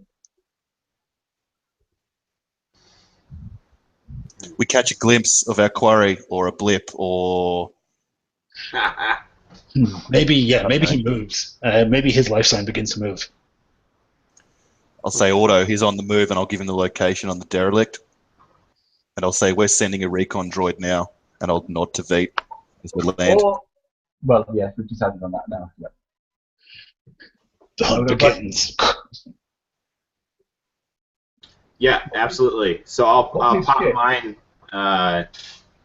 and I'll turn to Devron and I'll say, 2's better than 1, and then I'll splice the feeds together, and we can get a data pad to Brago. Yeah. What were you going to say, Caius? What ship does the guy have? Diomedes? It's not in this hangar, so you're not sure. So should we? He had a Lambda class. Actually, you would be sure because you tracked it here. He has a Lambda class shuttle, which is an Imperial shuttle, the one that has the wings that fold up. Yeah, I would tell you guys of the explosive history of his rigging previous ships, and say if you come across the Lambda, get Devron to sweep it first. Whatever you do, don't go in. That's how we nearly lost a man last time we came up against Pharn. He's no stranger to bombs and stuff, and I wouldn't put it past him again. Actually, I'll also transmit that to Auto too, just in case. Mm-hmm. So Gotcha. do we want to send one droid ahead to try to get a visual and have the other one? If we do that, if we send one droid ahead, we're just going to come across with a brief glimpse of him and then static on the screen. We need to have people with the droids to spot and shoot. So should we have one ahead and one behind as we move, or I think we should have 2 people with a droid split up, but maintain radio contact. And like whoever has the data pad with the life forms on, was that you, Veet? I have a data pad that I can give out, and then I have my own visual thing in my cybernetics. I've got 2 comms as well, so I'll give one group one of my comms, and you give the other group, one of your data pads, so we can see and hear what each other can see and hear, but cover a greater ground. But someone needs to stay near the ships, because if I were him, I'd bomb my own ship and steal one of these, and then leave us all here to rot. I don't want that to happen, so I'll volunteer unless someone else wants to. I'd quite happily do that. You're going to stay at the ship? Fuck yeah, I'm going to stay at my ship. Okay. All right. I can do that if you like. Captain, you decide. Well, I want someone here who can have a chance of holding him up a bit till others arrive. Well, Devron's got the fucking droid. He could... Okay. His ship isn't in this hangar. His ship is in a different hangar. The bounty hunter ship is in this hangar. Yeah, that's what I'm thinking. Like, what if I was him? I'd blow my own ship up and steal one of these ships. Right. Yeah, if you like to have a look around, Captain, I'm more than happy to stay with the ship. I guess you can send IG, you can send IG with them and you can send the ship maybe. If you want to. I mean, there's no need for any, I don't know. You don't have to stay with the ship. but I understand why you're doing it. How does the thermal detonator work? Can I leave it rigged to our ship? Oh no! Nah, Yes, no. do it. Do it. No. Do it. The two No way. thermal detonator rigged to our own ship. You You bring can. it on But if you roll it up and then there's a despair, like we all get our head blown out from a kilometer away. No way. Well, you could put it on the bounty hunter ship. No, I don't want to double cross this guy because then it just means that he can double cross us, and I reckon he'll be better at it than we can. Than we will be. Just explain to me why you're against rigging our own ship. I'm just fearful of like the tiniest chance of error, and then it becomes a massive issue. And like, why do we want to rig our own ship anyway? That's only if, for instance, if he steals it, and that's not. We don't want that to happen at all. Hasn't that happened before though? No, he rigged up a ship to blow, like to kill us. But I reckon he'll try and steal ours. But didn't he steal? He must have stolen another ship. Yeah, off the Imperials. Yeah, he's still an Imperial ship. But he'll want our ship as opposed to how many Imperial ships are there here? What No, if we, There aren't that many. There aren't that many. can we strap the thermal detonator to one of the drones? You could, yeah. Oh, there's an idea. Don't mind that. Yeah, man, I just think like as a captain of a ship, like that would just like grate against your bone. The idea of someone wanting to plant a bomb on it just wouldn't happen. We are on a ship too. Like if we blow this, I mean, this ship's big enough that we could blow something up in the middle of it, right, and not break the hull. I don't know how big is a thermal fucking detonator anyway. Not big enough to take down a 2,000 crew vessel, I would say. Like, No. you know, even if you blew up like a third of it, I think destroyers and the like, things like that, they're designed to be compartmental, so that even if there is hull damage, it just automatically seals itself up. So yeah, blowing a hole in it's not going to do much to a big ship. I'm guessing. There'd be blast doors and stuff, so if you blew up one section, it would just like close that section off, you know? Yeah. My suggestion to you, Vis, is to use that thing, like, to use it. Get out there and use it on this motherfucker or something. I don't think that we want the rickety bomb garden or shit. That's my vote. Yeah. Rickety. It fucking like rattles. Oh my goodness. So you're spending all this time on the ship, and you hear contact. Uh-oh. All right, let's move. Vela grabs her gun and runs down the ramp. The doctor says we're safer together. That's his input. Yeah, let's move out. Lead the way, whoever of you's got eyes on him. I can't treat a wound I can't reach. All right, so We're on our way, Auto. Yeah.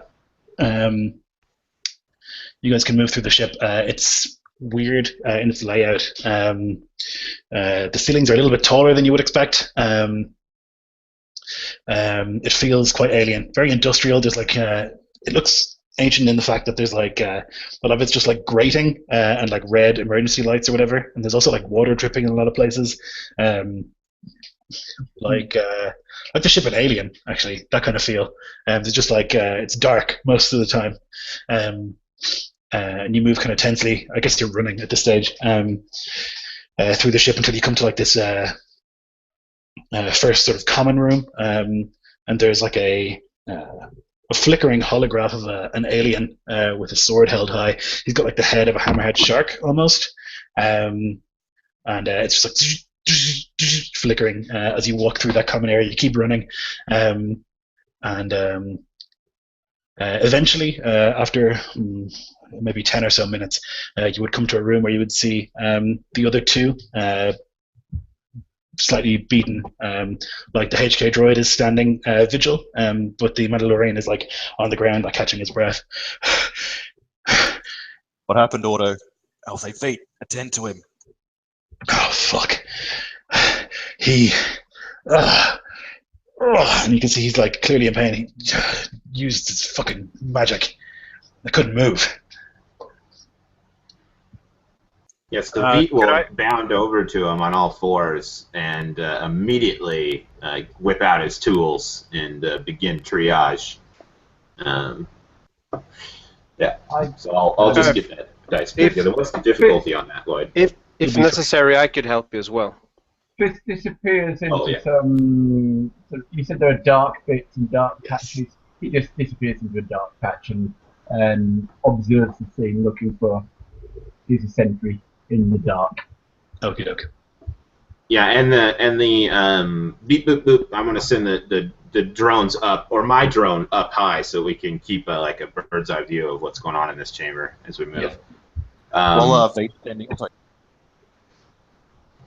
Yeah. What's the difficulty to get him 3? Okay, cool.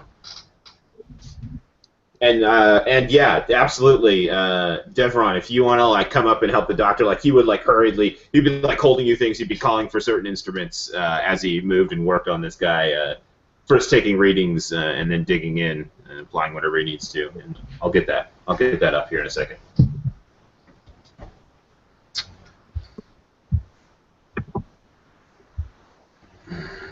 Yeah, I'll just ask Auto while Vete's tending to his wounds, like, your ship is safe, right? And I'm obviously alluding to he's got something in place in case the Sith tries to circumvent us and steal his ship away. It's rigged to blow. That fucker ain't getting off this station. Cool. I'm going to leave it at that, I think, and bail back to our ship. If the droid's still there, and try and move it. The droid? Move it out. Like Dan Robin's droid, didn't he leave his droid behind at the ship? Or Oh, I think No? so, yeah. Yeah, I'm not sure. yeah, I would leave him there to safeguard the ship. yeah, like if we parked our ship next to his, right? Mm-hmm. Yeah, fuck. Yeah, move our ship. Okay. Auto and his droid with us, actually. No point splitting up the party to make your job easier. Move one back to the hangar and move our ship away from his, because, yeah, that could end our day very badly. It's going to take the ship out of the hangar into a different hangar? Is that what Uh-huh. it is? Why don't? Like, is there a way to like disable a ship, like take a key component out of it or something, and?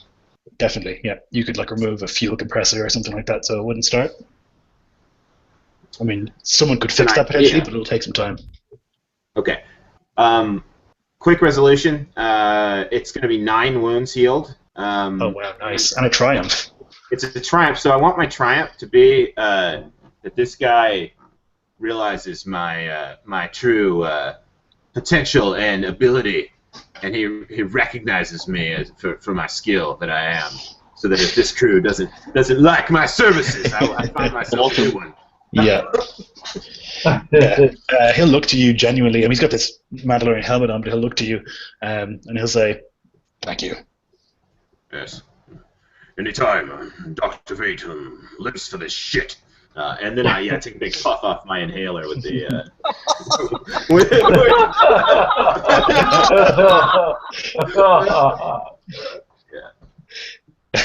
Okay, so you guys wanted to get on your ship, move that ship to a different hangar. Is that the idea? Can I pick up the get my sensor back up and running after my quick high there and find out where this guy is? Like, we had presumably had a reading on him, right? Yeah. A life sign reading that I wanted to copy the data from earlier. So can I locate him? Yeah, you would have. I guess you would have kept track of it. Like you would have seen him run from the room that you were in, like down a long corridor, stop for about 30 seconds, and keep moving. He moves at an insanely fast pace, like a pace that you could never hope to match. So just quick like intelligence thing here. I'm gonna like look at what I know about the ship, the size, all of that, how far we are to the hangar, and is he trying to get there, and is he gonna get there before us? Doesn't look like he's getting to a hangar. It looks like he's going into the central sort of area of the ship. All right, I will. I'll say, Borrego, it doesn't look like he's going for the hangar. Something deep. And I'll hold He's not up. moving to the hangar, and he's not moving to us. He's moving there for a reason, and it's not good for us. What is this ship? What's the origin of this ship? No don't idea. know. We'll have to roll. We'll have to roll. What kind of lore would that be, Lloyd? It would be lore because it's ancient and beyond. It wouldn't be like warfare. It's too old, so it would be lore if someone had lore. I've got two little green. If anyone's got any better. I can lure it. Yeah, fucking A, man. Okay. Yeah, absolutely. I'm just staring around with the question, what is this place? I have no Yeah. idea. What's the difficulty? 4. That's not good. I'm not going to do any more. I'm not going to... Oh, wait. It lasts the whole goddamn scene. Okay, so I do get it. All right, cool. Excellent. Here we go. Okay. All right. It is a Rakata ship. Rakata are like the first sort of spacefaring race in the galaxy. It's obviously terribly damaged. It's not operational fully, but the life systems are still working. But yeah, like seeing the picture of the dude as you walk by and then piecing it together, it's a Rakata ship. So it's ancient. Rakata were like dark side users who used to fuel their ships with the dark side rather than hyperdrives before the hyperdrive was invented. He aims to great. He aims for greater power at the core of this beast. I'm afraid. Is this ship, like, if we had the manpower, would this ship be operable in the state that it's in now? It's hard to say. Like they don't have a hyperdrive. They have like drives that are powered by the Force, and so you'd need to find enough Force users to like power the ship, which in this current time is very difficult to do. Would I be able to track down like a computer system or terminal here? Certainly, yeah. It'll be in a language that you don't speak, so it'll be quite difficult. Like the code won't be recognizable at all, you know. But I do speak binary. Yeah. Could I use that to communicate with it? You could definitely try. Yeah. What I would like to do was to try to track him down and see if there's like any large energy readings or weapon systems or anything close to where it looks like he's running towards. Right. Or if it's a force I'm gonna help you. I'm gonna help you up the wazoo on this, man. So yeah, V will fall in step. He'll see what you're trying to do. I assume you're gonna communicate what you want to do, right? Yeah, of course. Okay. Yeah, I don't excellent. understand. I don't understand these things. If he's a force user and this is a force-powered ship, is there some kind of, rather than energy converter, some kind of force power? Yeah, that's what we're trying to locate right now. Okay. That's what he's trying to locate right now. Because we imagine, I guess, at this point that that the guy's trying to get some power out of this thing, probably for himself, probably to help defend himself. We don't want that. Yeah, excellent. So yeah, so Veet will run up, and as you're pulling out your slicer gear and hooking up, he'll pull out like this little chromed component. He'll hook it into your gear, so that'll give you 2 boosts. And then he's gonna also help you himself, which is another 2 boosts. So it's 4 boosts. And the thing that I'm using, the piece of equipment that I'm interfacing with you, is called a. He actually has a data breaker as well. So he does. Okay, so yeah, I would see that you have one, and I'd be like, good show, boy, and then I would just help you. So just 2 more boosts from me. Yeah, what I do, I sit down or stand in front of this terminal, and I'll try to navigate the menus like I would normally do. And when I see that there's in a foreign language, you can see that I get clearly upset. I pull up the data spike and I jam it into the system, and I try binary. Excellent. Okay, so that'll bring difficulty from a 5 down to a 3. Fuck yeah. We are well prepared for this shit, man. Certainly. Big success and some threat. Okay, so you managed to break through the thing, and you're looking at the pure binary code, and you can see that there is like at the center of the ship, like in the orb, at the bottom of the orb, that there's like a huge energy reading. You would think that's probably where the engines are. Mm-hmm. But as you can see, that they're not powered by like fuel, the way traditional ships would be. However, as you begin to like hack in here more and more, you're going to feel like a shiver come over you, like you feel cold, and then I need you to make a discipline roll, difficulty 3. Okay, let me see. Discipline. Oh, I'm not so good with discipline. I only have 2 greens there. And that was a difficulty 3. Yes. Wow, okay, you managed to succeed. So you feel this like an intelligence or something coming from the apparatus, and it like begins to like envelop you, but you're smart enough to just like let go of the pad and move away from it. But you can feel that there's like something is responding actively to what you were doing. There's something interfering with what I tried to do here, and it seems to be trying to, I'm not sure, maybe control me. I think we should make haste, but he's definitely moving towards a power signature, which I believe may be the drives for the ship, the engines. Well,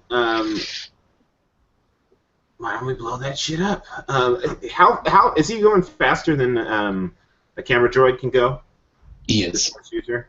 Shit, I'm not going to be able to beat him there.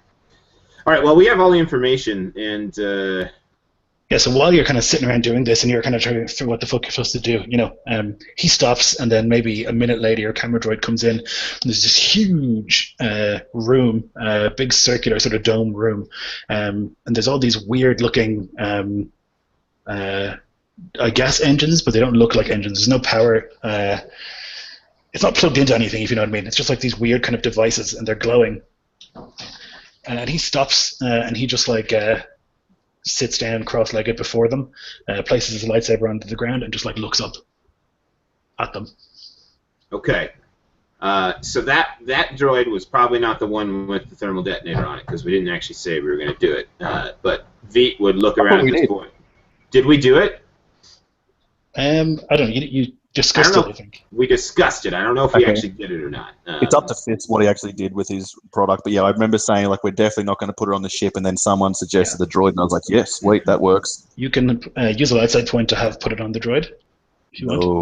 No. Fisk, it's up to you, man. Fisk.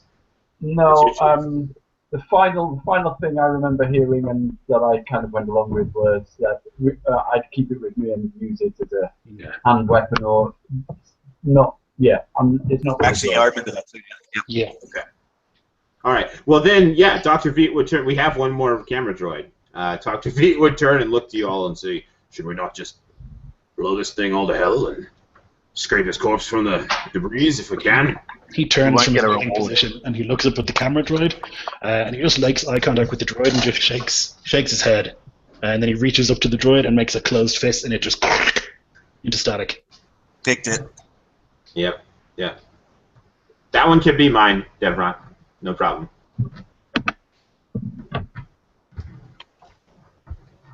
If we're able to find your droid again, I will try to make it work.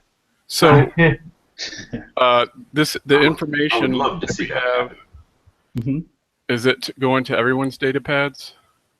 I would assume so. Yeah, if you've got it. Okay, so while all this discussion is going on, Vela will be stealth, making her way into the direction of the blip. Okay. Yeah. I guess really what we need to know is what Brago's going to do, because you're concerned about your ship, right? Yeah, I want to move our ship to a different hangar. Like our priority is not like a regular quest where it is to kill this guy. Like that's the last thing, like us coming in out of it alive with a spaceship intact. Like all these other things are more important to me than killing Pharn. So like I know it's a bit of a pain, but that's what I want to do: move the ship away to a different hangar. I guess it's at that point that I'd realize that Vela's not with us, and then I just look up at like my own reflection, like the perspex, like oh fuck. But it wouldn't be enough to change my course back. Like I'm not a goodly hero. So yeah, we'll get out of the hangar and into another safer hangar, so that if this Sith does get past us for whatever reason and steals this guy's ship, at least he doesn't blow our ship up and consign us to a pretty boring life here on this derelict. Can I get a read on? Now, Jax, would you like Would you have made yourself untraceable to us? Would you have attempted to? I remember Dan saying he stealthed off. Yeah. I mean, if we have like a frequency or something, we might be able to track him. Well, Veet, you were tracking life forms on this ship, right? You spotted a fucking space rat, so you'll be able to spot her, I'm assuming. Yeah, okay, yeah. I'll do that then, yeah. So I'll try to like guide you into like, I mean, we need to be somewhere where we can reach her and the Jedi are around at the same time. But that's the problem with that too, is that like the closer we get the ship to the Jedi, the closer the ship is to the Jedi. So it's kind of counterintuitive to your strategy to be in a good position. I think it would probably be pretty standard that with our comm links and data pads that we would have synchronized everything ahead of time. Yeah. So We see and hear the same thing. yeah, Like, there's no point You'd be having a easily readout. to see me. What if we like look for some systems that might be connected to the power system on this and shoot it a little bit while we're out there? The power system is the Force. Yeah. It is but there's got to be components on the ship that we can disrupt. I mean, there has to be something, right? Like it's still a ship. It's a network. Yeah, you're right. But I don't know anything about that stuff. So I'll be waiting for Devron's input, like him to weigh in. He's the academic. Well, he said the engines were inside that room where the guy's at. I don't know where that is in location. The outside of the hall would probably kind of hard to blast through, but I don't know. Would I be able to know this?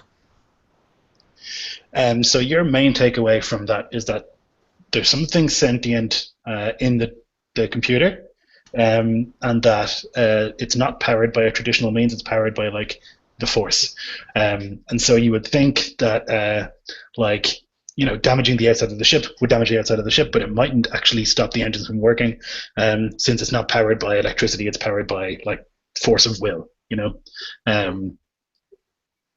which is probably how these guys conquered the galaxy without too much issue.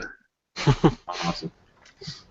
All right, just looking for every edge we can get here. Yeah, absolutely. You're dead right. So I think as you guys are like moving back to the hangar, getting on your ship and moving it around, you would approach the room, Vela. Yeah. How, like, what is the approach to the room? Is there like a long hallway or? Yeah, there's a hallway that leads into this big sort of circular room. It's probably 800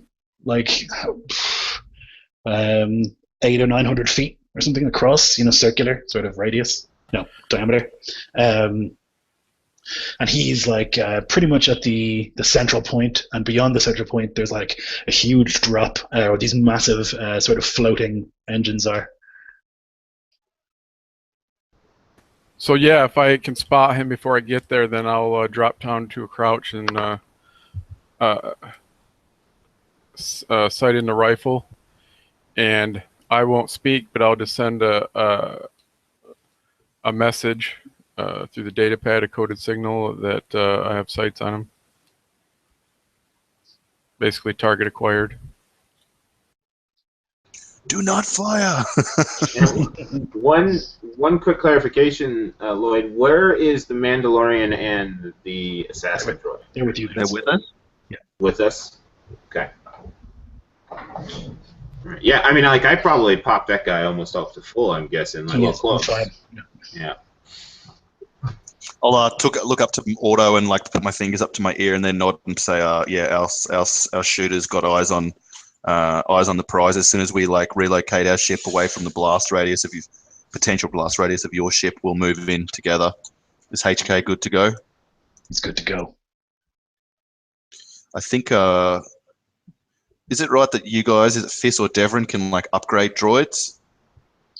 Devon can. Well, Devon. yeah, but it'll I've already done that to his droid. It'll be the work of ours as well, Okay, cool. Right. Yeah, just like Nick trying to scrape any advantage I can here. It I'm says, not looking.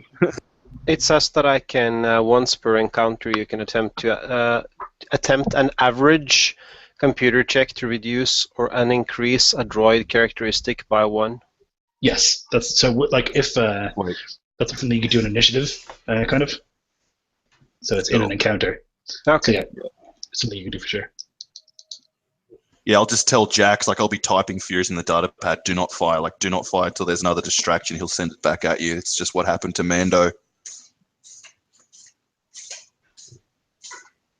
Yeah, Vela, you'd feel a connection, like a coldness.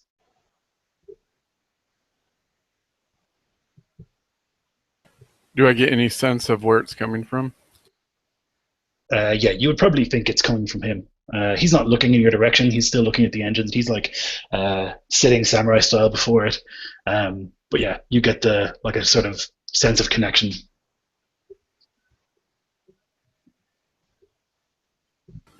Well, if that, she would give a smirk, then fire.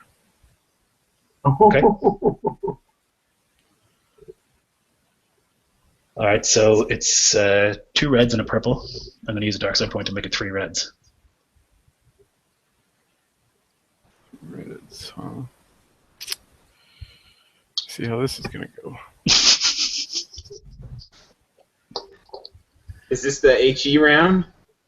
I'm gonna go ahead and use a point Mm-hmm. to upgrade it. Yeah. And I get 2 boost. Take a strain to get my natural boost. So it's down to 11. Since I've been here, I'll take the 2 strain for the boost for aiming. Mm-hmm. And then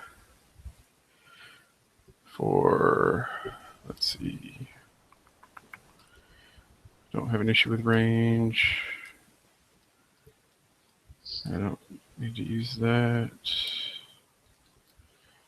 But I will use true aim, so that will give me another one of those. It's a big roll.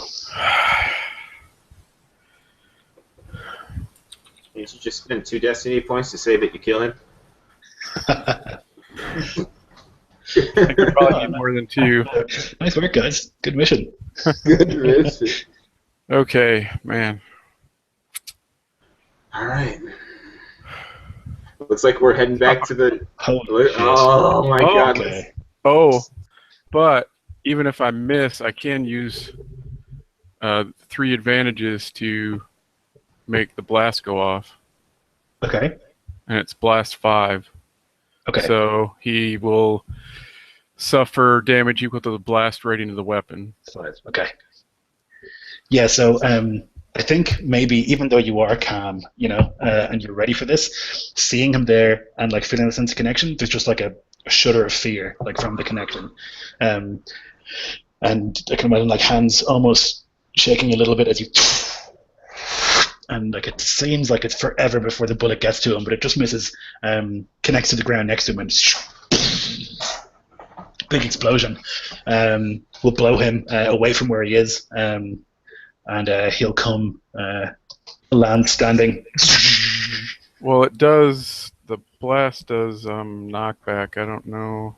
Let me see. I gotta find that here. Dudes. Knockback. And are we like at the ship? Did we just make it to the ship? You would have brought your ship in to the other hangar. Okay, at this point, oh thank God. Hopefully we're close enough to make a difference. Basically, he's knocked prone. Okay. Yep.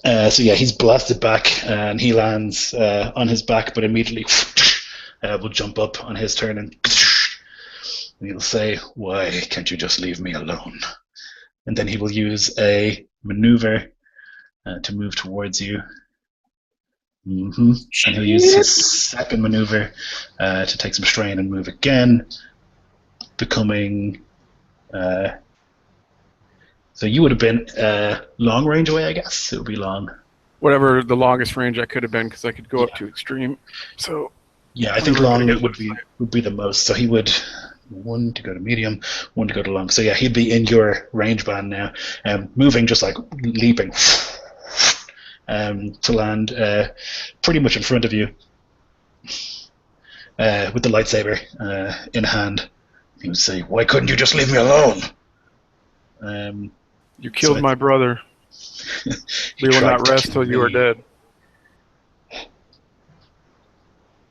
Those who try to kill me often find themselves dead. That seems to be the truth. So I think at this stage we'll have to roll initiative, so you can definitely roll cool. I think the rest of you guys we won't, because it'll just take you forever to get there otherwise. So we'll give you guys narrative time, but just to maintain the fight happening at the moment, we'll do that in actual time, like in measured time. How many rounds will it take us to get there? For the sake of coolness, let's say 2. Okay. Good luck, my friend. Good luck. Stay alive. Ruh-roh.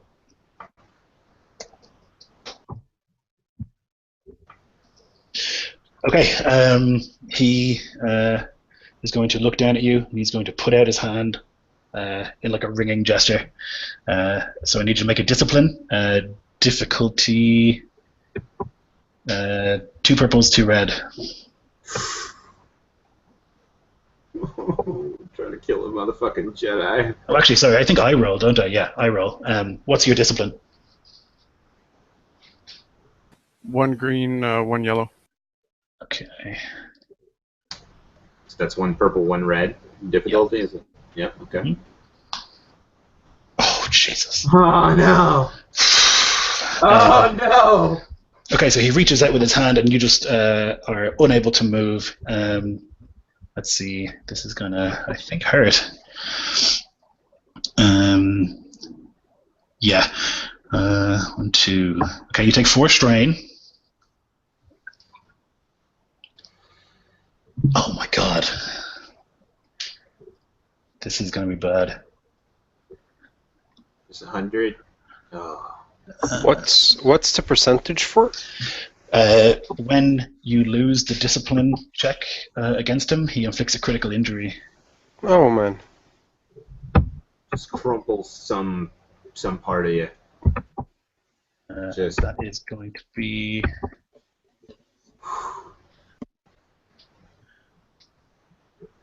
You're knocked senseless. The target is staggered for the remainder of the encounter.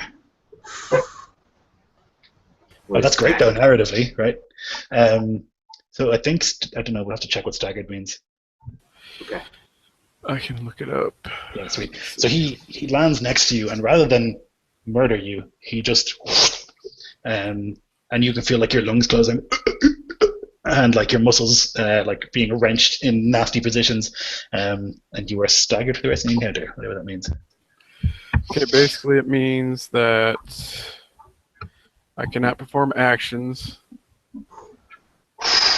for this set duration, basically. Yeah. Fuck. Okay, that's perfect though. Narratively, he like runs over to you and he just like grabs you and flings you against a wall, and the rest is black until you guys will arrive like 2 rounds later. Now, what's your approach here? Just run. Remaining measured. droid. Remaining droid ahead. Okay. Running quickly. Moving quickly with weapons up, not sprinting pell-mell to get there as quick as we can. Dr. Pete in the back, as defended as possible. Looking for cover or looking for places to hide. So I Unseen get that approach. intel to Fist as soon as we got it on the drone. If there's an unseen approach. I'll actually do a little cheeky little map here and see if I can show you that. It'd be easier. I need to run to the restroom like 2 seconds. Yep. Perfect. Yeah, me too. Take a super quick break if that's okay with you guys. I'll just do this map.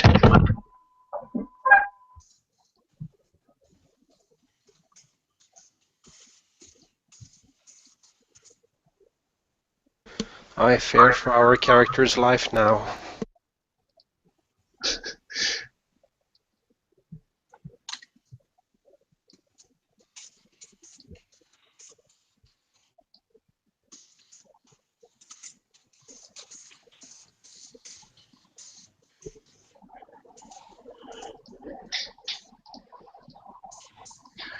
Okay, here we go. I can show you this.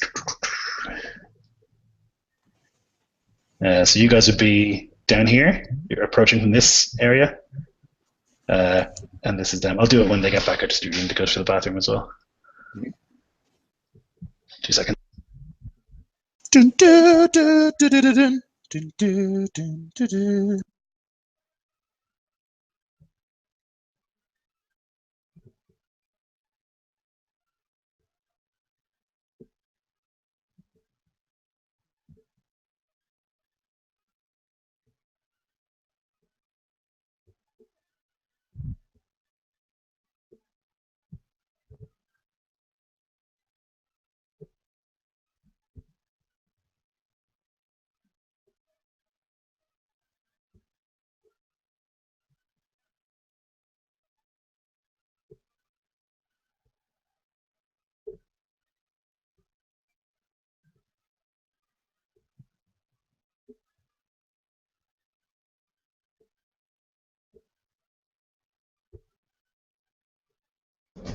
Alright, I'm back. Let's see this illustrious map. Excellent. Alright, I'm back. Big, ominous room. Burner. Is it like sandstone colored? What color is it in here? It would be black and grey. Oh, man. There'd be an ominous red glow coming from like the top. Let's see. Dude, I feel like we're badasses. Like this whole session, it's been ridiculous. It's been like this big build-up, and then finally here we are. We all die. Classic Star Wars. In the engine room, that's where you have fights. Yep. Mm-hmm. So good. Yeah, I like Veet with this extra utility. Like he's good. Yeah, definitely. Very good. Well spent $24,000. Okay, we all back? Mm-hmm. That's obvious. So you guys will be approaching from this direction.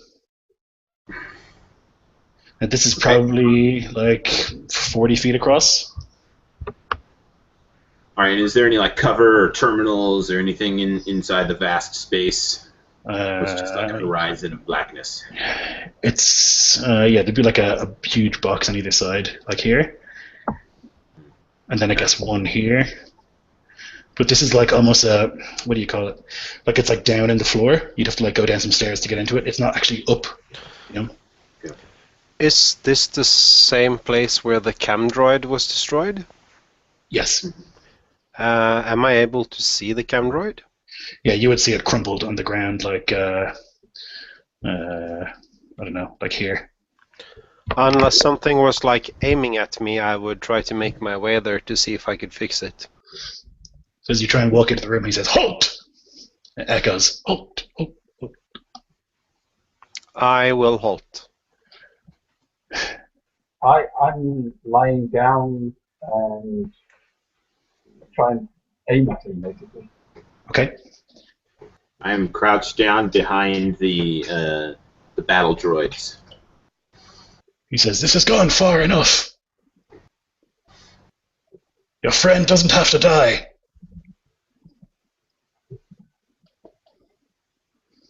I will look over at Brago.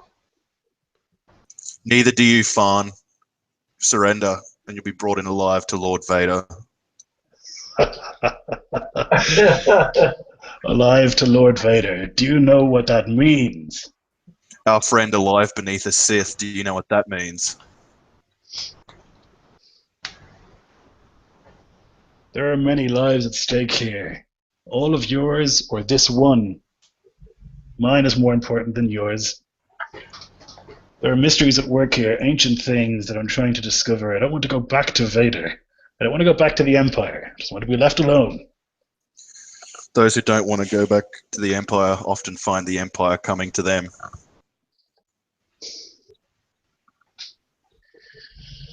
You can try to take me, but I promise you, many of you will die. That may be so, I'll say as I flick my weapon off stun.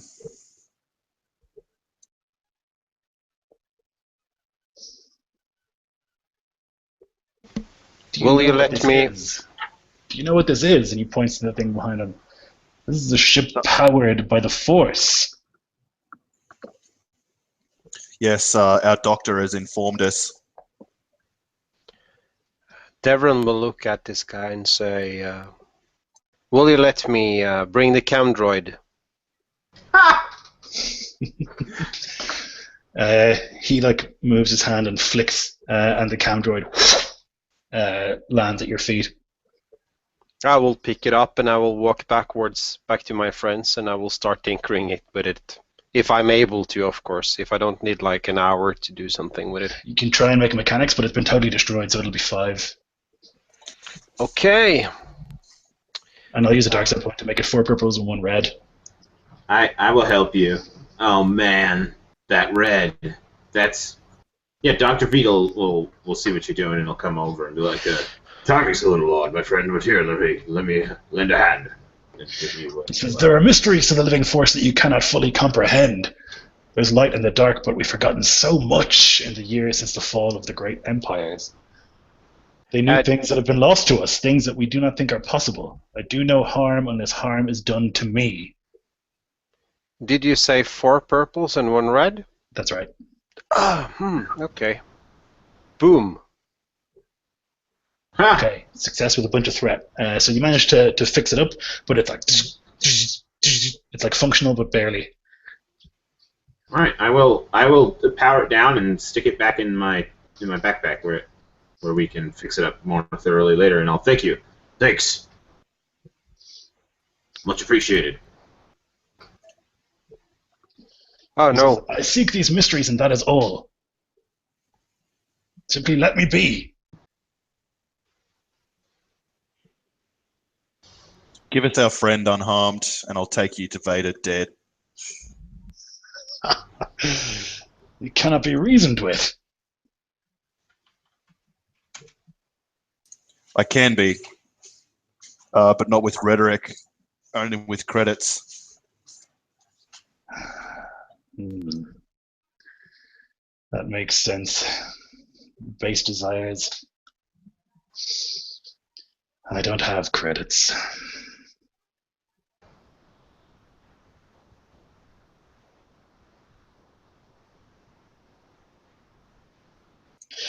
And I'm going to look at my periphery. Can I see Auto? Is he in a similar state of readiness, or has he got like a gun to the back of my head or something? he looks like he's ready as well. Yes, sweet. I'm just going to like begin moving forward, like talking, oh yes, blah, blah, blah, but I'm actually just getting ready to kill this guy. Mm-hmm. I like listen to his diatribe about the Sithliness of things, but really I'm just like combat booting forward closer and closer to him with the rifle. Yeah, you'll find as soon as you come to... actually, let's roll initiative. It's the best thing to do now. Yeah, I'm taking a hostile action. All right, I'm sorry, what's it again? So it'll be cool for you guys since you're planning on combat. Yeah, cool. What do I roll? Roll your cool stat. There's no difficulty. Ah, cool.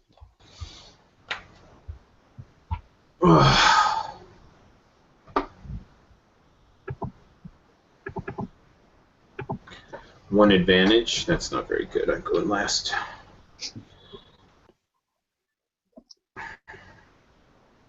Damn, Mr. Fist, you read it. Okay, unfortunately, more ready is Pharn. Seeing you approach within firing range, he activates the lightsaber and puts it through Vela. So he's going to make an attack against you. Oh, shit.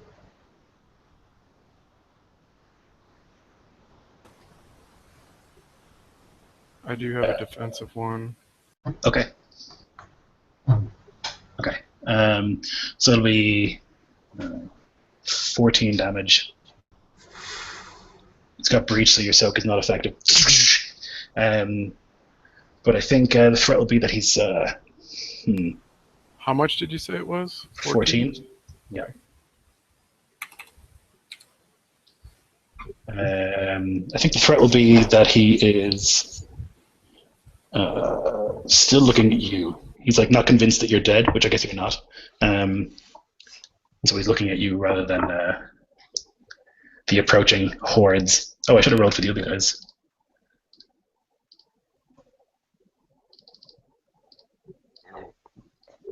Oh, yeah, okay, here we go. Actually, could we have it the other way? That he's basically staring at them as he just stabs me with a lightsaber? Yep, that works for me as well. Okay. Yeah, so he thinks you're done. Yes, okay. Then he will use a maneuver.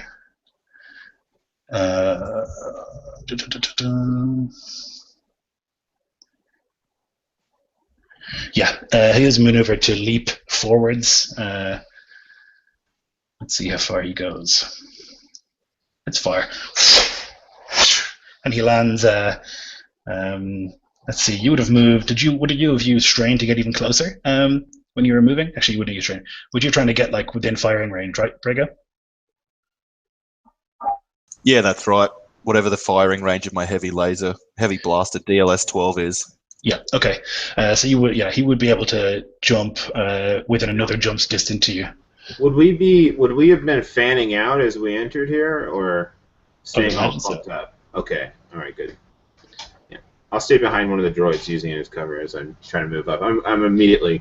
Yeah. Anyhow, it's Subature. Yeah. So he leaps to land pretty close to you, Brago, with the lightsaber like in a guarded position. Okay, and then it is Fisk. Mr. Fisk, your turn. Fisk have seen how fast the Jedi can move, and he's not going to try and keep a bead on the Jedi. He's going to try and keep a bead on near Grigo. So when the Jedi comes into his line of fire, he's going to wait actually until somebody else shoots at him and coordinate an attack at the same time. Okay, so you can't do a held action, but what you can do is use your turn to like aim a bunch. So you'll have 2 boosts to your next shot. I'll aim and yes, I'll do that. Okay, no problem. Brago. I'm going to, I've already got my blaster up with my eye. I'm just going to like shift it across so he's no longer in my sights, and I'm just going to start unleashing on the machinery around the force engine of this ship. Okay. All right, sounds good. So it'll just be difficulty 2.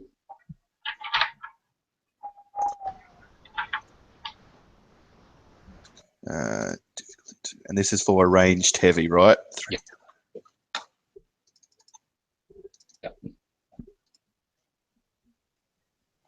There it is, my lord. Oh shit! I didn't write the difficulty. Sorry, what was that? 2 purples.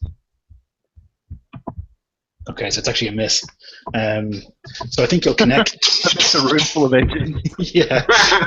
You'll connect nowhere vital. Like you'll hit random parts, but like not knowing what to aim for, I guess. You don't hit anything crucial. But with those advantages, I think maybe Pharn ducks for cover or something. What do you think? I'm not sure if that's an advantage at all. Like a ducking Jedi is just as dangerous as a standing one. Maybe the advantage is if he glances aside from a laser shot that goes near to him as I'm shooting at these things. It gives me enough time to turn and bolt down the hallway. So if he wants to pursue me, it takes him through Fisk's line of sight. Yep, that sounds good to me. So yeah, you can. I'm not going to turn and run, but like more, stepping, boot healing back as you're firing. Yeah. Okay. No problem. All right, then it is Ordo who's going to take a shot.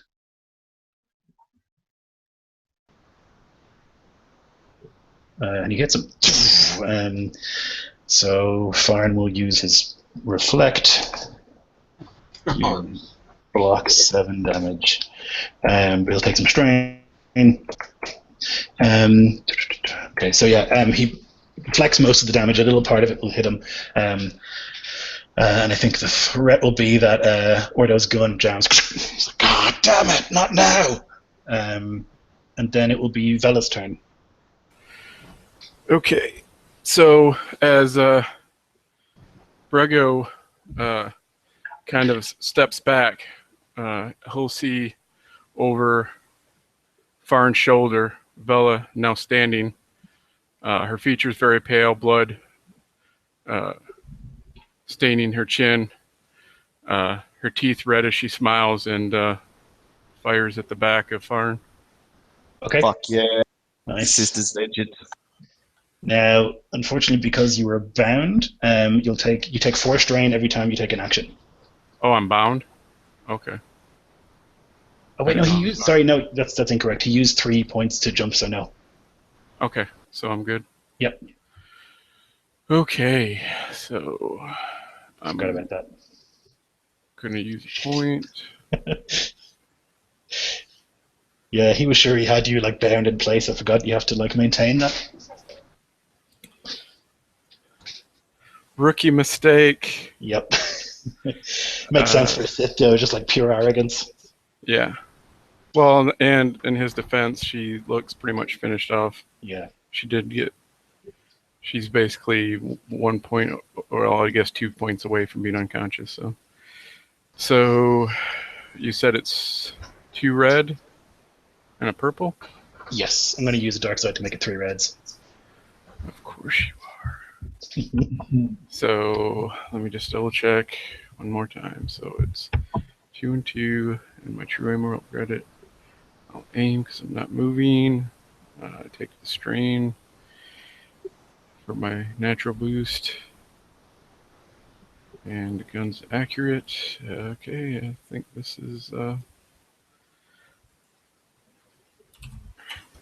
ball game here.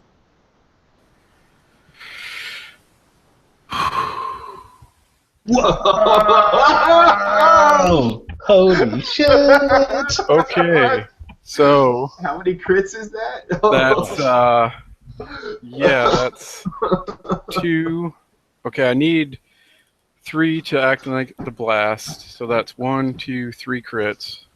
Wow. And the damage is 10 for the 10, 11, 12, 13. Okay. And then the blast 5, which just does knockdown. And I have lethal blows, which adds plus 10 to the criticals. So I need to make 3 of those. Yep. Plus 10. Oh, shit. So that's 59, 73, and 108. Just 1 second. I just got better with each one. Can I roll one more? What was the second one? 73. Okay. I don't think you're going to get much better than 108. 108. They roll me a d10. Does it go above 100 in the charts? Yeah, because you can add Yeah. plus 10 through abilities or more. Fucking awesome. So it's got to be something. Oh, crazy. shit. I'm sorry. It's actually plus 20. I have 2 levels of lethal blows. Oh shit. So that's 69, 83, and 118. Thank you for reminding me, Lloyd. I would have missed that. No problem. What was the second one? 89? 83, 83. and then 118. 123? This shit is. 13. 13, okay.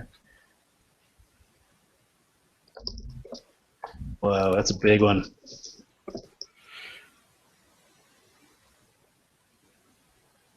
Okay, so he removes all boosts from skills checks. He can't voluntarily suffer strain, and he can't perform 2 maneuvers. Whoa! So you fire this shot. Excellent. Yeah, that's incredible. That's basically going to win the encounter for sure. When it catches him like in behind the knee and just like blows him the fuck up, he like flies 20 feet in the air and he lands on the ground, and he just like let out this like ragged breath, and you can see as he stands back up that he's not all there. Yeah, she, grinning this red tooth grin, she spits a mouthful of blood on the floor. She begins to laugh. That was unbelievable. Nice. Okay, sick. Okay, HK Droid is going to try and take a shot. When I see this, Lloyd, can I take 3 actions out of turn, or does it have to be on my Of turn? course. Speaking. Sweet. As soon as I see him blown and like stagger to rise, I'm going to yell out now, so that or in the direction of Auto and HK, and just say we need to take him alive. Ordo will nod. The HK Droid will fire up his stun baton and approach. Oh shit! It didn't go melee. You notice Bella has loaded another detonating round. Nice. Excellent. Okay, HK, let's see what you can do. I'm gonna. Will I? Yeah, I will. Use a dark side to make it more difficult. Oh my god. Okay, so he hits him. With the Triumph, he can activate the Disorient. Oh shit! This is over with. But because he has a Despair, he reflects it all back on the droid with his improved parry. Oh shit! That's what took out Bella's brother, Mando. Yeah, that's the scary ability. 17 points of damage. Yeah, the droid goes to hit him with the stun baton, but instead he just like brings the lightsaber up and the droid is going to suffer immensely. Okay. So the droid is disoriented and he's going to... Okay, yeah. You can see the HK droid run up to this thing, and the HK droids move incredibly quickly, like really fluid movement for a droid. They like melee combat, and he runs up with his stun baton, like ready to go. And it looks like, Pharn is just sitting there, and he's like... But as the thing approaches, he just... and the droid stands there dumbfounded. Okay, that was HK. Devron /IG. Yeah, I'll pull up my personal comm and I'll say IG42, come in on me, make maximum haste at my point, and I'll bring up my super powerful. I just assume it is holdout blaster, and I'll not sure if I can shoot at this guy the same round. So I would say generally, like you would control IG or Devron for the turn. So like you could fire with Devron or you could fire with IG, and obviously you want to fire with IG. Yeah, but I guess he was standing guard at the ship. You're right, he was. Yeah, okay. so yeah. I'm calling him up to make him come in to assist us. 2 turns out. He begins running. Yeah. Yeah. Okay. So go ahead and fire with your holdout blaster. Okay. Will I then? I can use. Since you said take him alive, I will put it to the stun setting then. Okay. So difficulty is 2 reds and 1 purple. Oh. Oh shit. And for ranged light, I guess it's the one I'm going to use. That's the one. I have 1 green and 1 yellow. Oh. Buddy, this is risky. I mean, yeah. Think very carefully about what you're doing. Okay, so he deflects it back at you. What is the damage of your holdout blaster? Let me see. That's going to be damage 3. No, damage 6. Damage 6, crit 3. Okay, so damage 6. So you'll take 6 less your strain in damage. But it's stunned, so you'll take it to your strain. Okay. Actually, that soak won't work for your strain, so you'll take 6 strain. 6 strain? Yeah. Okay. Yeah, so you fire this sort of stun shot, and he just again, boing, maneuvers the lightsaber around, and it fires back to you as he's starting to back away from the droid. Okay, Dr. Veed. Ah! Oh my goodness, so much has happened. It's a whole new world here. How far away am I from Villa? Really far, like 100 feet. How much? What does it take to get there? Like 3 movements per Jedi minute? powers. Jedi powers, or 3 turns of movement. Oh, did he forget to tell you that Dr. Veed's a Jedi? This whole time. Soon, my friend, soon. He's gonna get that Jedi drug that that gives you a little bit of force. Oh, it wasn't a Jedi. It was rabid. He's rabid. I forgot. Okay, well, I gotta try to. I mean, so basically, I can maneuver again. I can get 2 out of the 3 in maneuvers if I take 2 stress, right? Correct. Okay, so and could you at least get to the cover of whatever that is there in the middle of the room towards? Yeah, that's like a drop down. So you drop down into like a command center, kind of. You could get in there. Yeah. All right, but first things first is he's going to. I mean, I'm not even gonna fucking ask. I'm just gonna give you the fucking meds, man. It's not a narcotic. This is an ability. I'm gonna hit. Actually, you know what? I know Fist, so I'm gonna hit Fist with it on my way out. Yeah, he just pulls out this little EpiPen thing and looks up at you and gives you the wink, and he's gonna hit you with it, and it's 2, and I just go 1, 2, 3, 1, 2, 3. This should happen. I mean it. Yeah. Yep. Okay. So basically, what that's gonna do is it's gonna give you you get to pick a attribute. So any of the base attributes. So if you want to be able to shoot better, you pick what is it, agility or something? Agility. Yeah. Mm-hmm. Yeah, agility. Yeah, so that's the one I think I would have given you. So agility, that goes up by 1, so that means it gives you another green dice when you shoot for the rest of the combat. But you take 4 strain as a result. And then I dash and I take the strain out there and I dip down into that thing, just scurrying across on all 4s, just foaming at the mouth, of course, because I'm still fucked up from that last dose, just 10 minutes ago. Okay, let's see. What's the best thing that Diomedes can do here? He wouldn't be able to run Really, away. Mando? He won't be able to run away because he can't. So I think he's just going to try and kill as many of you as possible. Seems I think reasonable. that's what he would do. So he's stuck? Like he can't move anymore? Well, he can move, but he can't deliberately suffer strain, and he can't perform 2 maneuvers. So you guys would be able to keep up with him. Oh shit! So he won't be able to run away. Otherwise, he would have just been like, Jedi power out of here. So it's particularly lucky that he got that one. Does force Hey, Lloyd, require yeah. to spin strain? Sorry, Nico? You go, Nick. Oh, no, you go, Nick. Sorry, I interrupted you. I was going to ask, does using force require you to spend strain? No, it doesn't. But for him to take 2 maneuvers, he does have to. Okay. My question, Lloyd, was if there's no hold action in this game, how mechanically do I reflect a fire on my command, and then everyone's ready and we fire at once, so he shoots 6 lasers at him, he can deflect one and kill one of us if he wants, but the other 5 will hopefully hit him. How do I organise that mechanically? Okay. I don't know if you can. I don't know enough about the system. Yeah, it's probably possible, but I don't know enough about the system to tell you how to do that. That was what I was wanting to do as well. But yeah. There's no point up Maybe just like, it's oh yeah, so I'll quick. shoot, and then 6 seconds later you shoot, and then someone else shoots. Like, we just Yeah, die. And wouldn't do that. I would say we're not going to do that. Like, I'd give the order to stop firing in that fashion, because I've seen what's happened to Mando, and it's just going to happen to one of us if we keep that game up. But the deflection thing, can you do that on every attack, or is it just Whenever if we we roll despair? poorly? It's if you roll a despair or 3 threat. That's when you can do it. Yeah. So it's only if you roll badly. Yeah. It's those red dice that put you in danger there. Like that's it. You roll 2 of them, so I think it has like a 1 out of 12 chance that you get a despair on each of So those. if you dice. roll 2, that's a 1 out of 6, right? I think so. Yeah. Right, which is pretty bad odds as far as, well, that could mean your death. 1 out of 6 chance. Mm-hmm.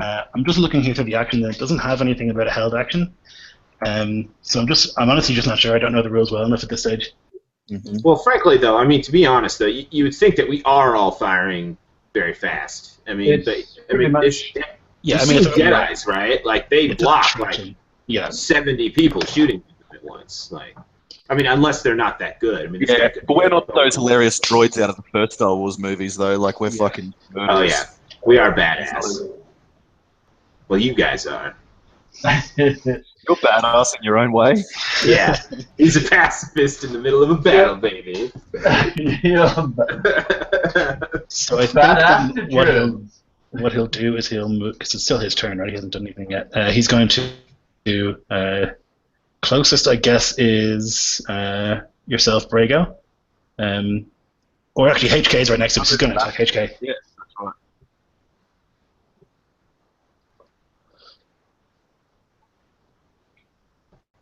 And he's got a defense. Okay, so bam. Okay. He's going to slice through HK, but he's going to take a strain from the injuries that he has. That's going to be the threat. He's going to take a strain of just like 2 strain actually. From swinging himself, from exerting himself, because he's just so knackered from all the injuries he's taken. But HK is just sliced in half. And then he will use a maneuver to move back towards. Mouse is backwards. Back towards yourself, Vela. That's his turn. So then next would be Fisk. Fisk? Oh, shit. Fisk is just going to continue aiming and just not move from where he is. Just move to get into a better position as he's maneuvering. He'll continue aiming, but he doesn't want to change weapon because he's got his aim on him now. And he doesn't want to lose all the advantages. But he can't use a stun with his weapon. So he's going to wait and see if they're able to take him out with stuns, and if not, he's going to shoot him dead. Mm-hmm. Okay, so you'll get another boost for aiming for the round. And if I've got You have 2 boosts if you're to fire this round? I've also got an ability to reach precise aim. I can take a 1 point of strain, but I'll do that when I shoot. Okay. Yeah. Okay, no problem. Brago. How close is he to like a engine computer panel, something that might throw up shrapnel? He's close to the one in the middle. Mm-hmm. But that is again is like down. It's not up. That's where Veet is. That's where the doctor. You just saw the doctor scamper off and like fall down into a hole there. So he's like on the other side of that thing. He actually just would have like left directly over you, Veet, just like. I would see this shit. Oh man, Veet's gonna have to reconsider, my man. I'm sorry. I'm going to set my weapon to stun, and I can aim as an incidental. I'm not sure what that means, but can I apply it now to some kind of advantage? Absolutely. It means you get a boost without using a maneuver. So you could also use a maneuver to get another boost, and you could take 2 strain to get a 3rd boost if you wanted to. I'll do that. I'll do the lot. I'll take the whole sack full of strain to try and end this. Yeah, so you'll have 3 boosts to your shot. It'll be, I'll use the dark side to have it be 3 reds for the difficulty. Now, I was going to use a light side. Can I do that still if you're using a dark side? What's the go there? Just cancel each other out or what? No, you just get an extra yellow. And So it turns one of your greens into a yellow. Okay. And so my heavy blast. That's 3. So I've already got 3 yellow, so now I have 4, right? Yeah. And the 2 green. No, you'll have 1 green now to turn one of your greens into a yellow. Oh, sorry. Okay, I get you. And how do I note my strain and things like that? Like, how does that negatively affect me? So strain is just like the amount of stress that you can take. So you'll take 2 strain for aiming the second time. So I've still got 11 left, so that's fine, right? I don't have to worry for now. Okay, cool. And what's the difficulties that I put on the equation? 3 reds. 3. Fuck. Yeah. This guy's been training. He has. Oh, baby. Okay. It's unfortunately deflected back at you. That's why I set it to stun. Yeah. So what is the damage of your weapon? It is 13. Okay, 14. So you'll take 14 strain. I'm out. Less. Not, it is less your soak, I think. It should have been less your soak as well, Robin. That's my mistake. Okay, so 5 off 14, that's 9, so I've taken 2. So I've got 2 strain left. Yeah. I was allowed to subtract soak from the strain. Yeah. Thanks. Yes. Okay. So yeah, you fire this shot, and he manages to reflect it back at you, and it kind of hits you with the stun. Okay. Ordo looks to HK, who is dead, and just like shakes his head. He's going to try and fire at the Jedi. Somebody do something. Jesus. Is he firing a stun or is he being lethal? He's being lethal, but he actually jammed his weapon last time, didn't he? He'll use a maneuver to fix that. And he's fucking... Okay, it's actually a miss, but he has a triumph, so... I think he's going to shoot the lightsaber out of his hand. Yes, that's what I was going to suggest. He like shoots the lightsaber and it scatters, or it skids across the floor right next to you, Vela. And yeah, he stands there lightsaberless. That's a big deal. Nice work, Ordo. Okay, Vela, your turn.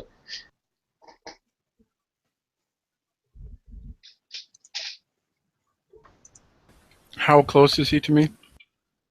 He's in short, so he's like maybe 10 feet away from you. And how far behind him is the doctor and Brego? The doctor is maybe 30 feet behind him, so still within short. And he's ducked down in a hole? Yeah. Okay, well, I don't know how this is going to work, but just for the sake of drama, she's going to look to him. Is he facing her? Yeah. So as the lightsaber, it turns off, right, when it disengages? Mm-hmm. It does. It lands in front of her. She plants a healed boot on it. And she gives him a wink and says, "Tell my brother hello," and then she's going to fire. Nice. Shit.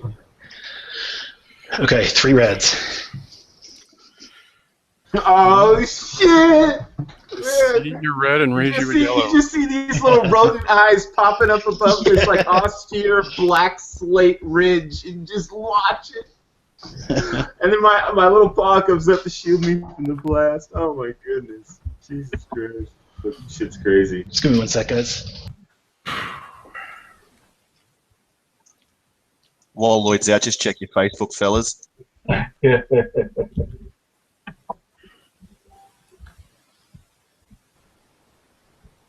Okay, I'm back. Sorry. Oh, Jesus. Okay, we ready? I think I got. Yep. Double check this one more time because. I'm too busy to. Yeah, Too 3 busy to yeah. aim. I gotta take the strain for that. And We're doing all the work.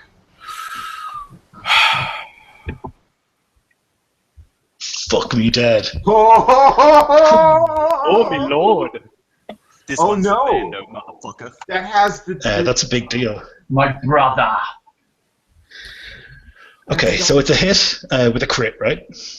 Oh. yeah, Do that one first. crit and Now you can use triumphs to activate crits if you want to.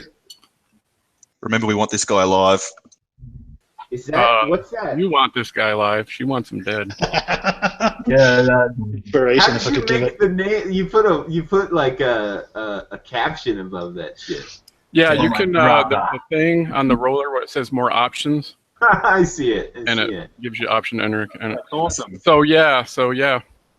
I Holy guess shit. because the doctor's close, I won't activate the blast, but that will be. Well, screw it. He's down in a hole. He can make it. So I'll do the blast and then 2 crits, I guess. Okay. What's the damage, first of all? Oh, he doesn't have his lightsaber. He can't Right. turn it Yeah. away. Yep. Oh my god. Oh my god. Sorry, guys, but her whole goal this whole time was. Yeah, it makes sense. We'll take that cut. That's cool.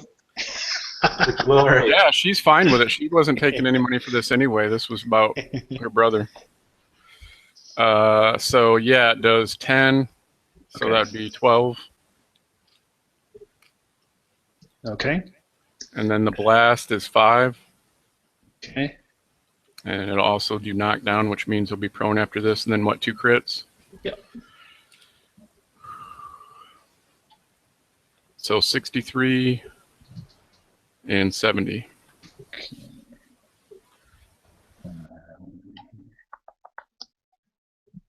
Dude, this is fucking ridiculous. That dice pool is just ridiculous. I'm going to get Dennis to make my next character, Lloyd, I think, rather than you. That's cool. No offense. Yeah, he's better at it than I am, for sure. I can cut your deal. Yeah. No problem. Yeah, man. I got 20 grand last turn, and it's like, you got a new sword. Oh, yeah? Huh. Dennis is a fucking superhero. Yeah, no shit, So man. that's a That's 63. Is that right? Yeah, 63 and 70. 70. how does those just those boosts? Are those just from your XP picks? 2 of them are from the weapon itself. It's got accurate because it's Uh-huh. a sharpshooter one. Awesome. And then for aiming because I didn't move. And then she's in her race. She's genetically altered, so I can spend strain to get boost. Oh, okay. Yeah, for any agility or brawn action. Okay. Yeah, all right. So yeah, you fire this shot, catches him in the shoulder, and then as it goes out the other side, it explodes. He takes 2 critical injuries, one of which involves him not being able to use free maneuvers. It's the same one from earlier. The other one means he's disoriented, which I think adds setbacks to his actions. But he is still alive. She will actually frown, seeing that he's still alive as she begins chambering another round. Yeah, you see his look of control slip to one of rage, like his face contorts into hate. Okay, HK is done for. Devron, your turn. IG continues running. Yeah. I'm not sure what to do now.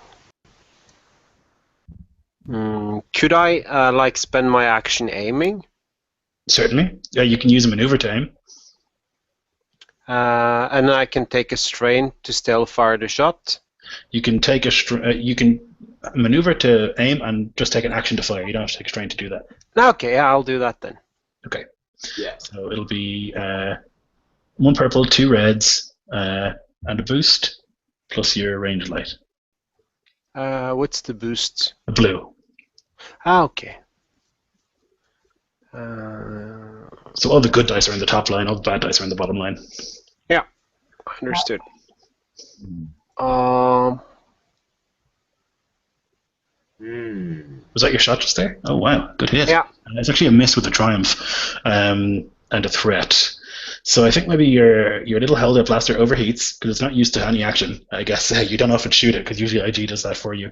So you have to maneuver next round to calm it down. But you have a triumph, which doesn't involve hitting him, but it is something good that happens.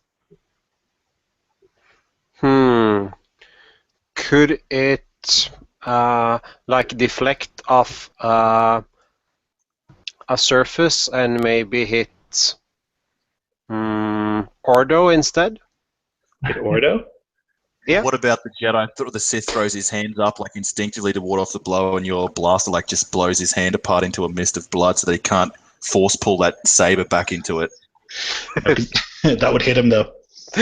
Oh, That would. You know what I mean? So it's like you fail to hit him, but something good separate to that happens. You know, Maybe Yeah. this lightsaber. it hits the lightsaber. Oh yeah, maybe hit the lightsaber. Yeah. Okay, so it does some damage to the lightsaber. Okay, no problem. Dude, that is like an eagle-eye shot, because like Yeah. She's standing on it. Jax is standing on it. Yeah. Yeah. Okay. So with a triumph, you can't hit the target you're aiming at, but you can hit other targets. So if you had hit, so because you failed to hit the target, you can't use the triumph to also hit the target. You can use the triumph to hit some other target. Not necessarily, but you could use it like because it's not a person or whatever. You could use it. You basically something cool happens, something good for you happens. Right. I mean, there are like rules on how specific stuff works, but I just tend to say I imagine it's more narrative, right? exactly. That's the feel I get from this game. Okay, cool. Okay, Veet. Holy shit! Another round of crazy shit has happened. So everybody on the other side, besides the HK drone, is up and Yes. well to do. I mean, there's some stress damage, right? Mm-hmm. All right, I can help you with that, but I just like now. There's a Jedi right there, though. Like, and Vela did insult me earlier. Oh man. No, I swore an oath. Yeah, he's gonna fucking scamper forth. Yeah, man, my doctor fucking. You don't know it. Oh, the hypocritic oath. Yeah, and yeah, it's my thing. It's like one of my characteristics. Obligations. Yeah, it's my obligation. So he's gonna scuttle forth from this thing and into the breach. So yeah, so what you'd see is he's one maneuver away, right? Yes. Okay, yeah. So I'm going to come up over the top. I'm going to, on all fours, scamper my way over there. I'm going to, like, as he's, like, charging towards you, you'd see he's got a stim pack in his mouth. He gets there. I'm going to take 2 strain to use a maneuver to hit you with a stim pack. That's 5 wounds. And then he's going to get out his tools and go to work. Where did you get stabbed through, my man? I'd say the midsection. Yeah. Midsection, just no. So yeah, real quick, he'd pull out his cybernetic cannon, go boop boop boop boop, take a quick scan. He would say under his breath, he'd say, "Nothing vital. Good, good. I can work with this." And then he would pull out his tools like lightning fast. This little critter would work, and you'd see like he has like this little shudder to his eye. Like it's been a little while since he's had his Lady Blue, but he needed to get to you. You need your meds more than he needed his drugs. So he's going to apply some healing to you now. What's the difficulty? Are you below half health, Dennis? Oh, you're way below half health, right? You were on like 2 wounds, I think. Yeah, I think so. Yeah, but he healed 5. But yeah, I am still below half. Mm-hmm. So the difficulty would be 3 in that case. 3 in that case. I'm going to use a light side point to get another boost on an upgrade. Mm-hmm. So it was 3 purple? Yeah. Okay, and I've got tools. So my physician's kit gives me a boost, and so does my med pack. And I'm going to use a dark side point to make one of those purples a red. I would if I were you. Are you ready? Go for it. Here it is. Is that a despair? That's a despair. Okay, so I'll cause a critical wound while I'm trying to heal him. Like That's last time, or do you want to do something different? I think that makes the most sense to me. Like you're trying to fix something, but you accidentally make something a little bit worse. Like you'll still get the health, but a critical wound happens. Okay. All right, it's Okay. 87. So unfortunately, my man, that's not as good as it could have been. But it's going to be 8 more wounds healed. Critical injury is compromised. Does that do strange too, or just? No, I did that wrong. It's supposed to, oh, you do get 1 strain back. Okay. You get 1 strain. It's supposed to be advantages. Yeah, is for what strain. gives you strain, and successes gives you wounds. But I have an ability that gives me. Oh, you know what? Fuck that, Lloyd. I have a thing. I could re-roll one health thing in 1 med roll in a session. Can I do that still? Yep. Yeah. All right. Yeah. Fuck that noise. Weak ass fucking roll. All right. Oh, there we go. That's a little bit better. So what does the Triumph do? I don't even know what the fucking... It's less wounds, but it's no despair, my man. I think it's better all in all. So first off, you're going to get 5 stress back this time instead of... you can heal a critical injury with a Triumph, if you like. If you have I can heal it. So he has that 1 critical injury still lingering from last scene, right? Yes. The effect isn't in play, but it's still on him. So yeah, man. Like I actually seal the fucking lightsaber wound, just right then and there with composite skin and some crazy like stuff that I tinkered with myself back at the lab, a little back to formula of my own devising, and I managed to use it in a combination of synth skin to actually bond your flesh back together. Now, you'll still need some recovery time, obviously, as you're only going to get 5 wounds back instead of the 8 that it was, but you do get that 5. So you do get 5 and 5 this time. And no more critical injury. Excellent. Nor a new one. Okay, Pharn is going to, I think, try and fling you guys into the engines. That's smart. He's going to try and get a lightsaber, I guess, would be the smartest thing to do. Let's see, he can't take 2 maneuvers, so he can do 1 to do that, and the other to attack. Yep. Okay, so he's going to try and pull his lightsaber to him. And it's all light side, so that's no good. He tries, and his hand kind of shakes there, like... but he's unable to bring it to him since he's now fully dark side because of his rage. Something wrong, Cupcake? Fucking awesome! God damn! So he tries to pull that thing towards him, and he's like, "No, no!" And then he like lashes out towards you, Vela. So give me a discipline. Oh no, he makes the discipline. What's your discipline? Bella? 1 green, 1 yellow. Okay. Okay, yeah, he flings you. You are flung far into the engines. Can he fling you? It says an object, but I don't know why it wouldn't apply to people, but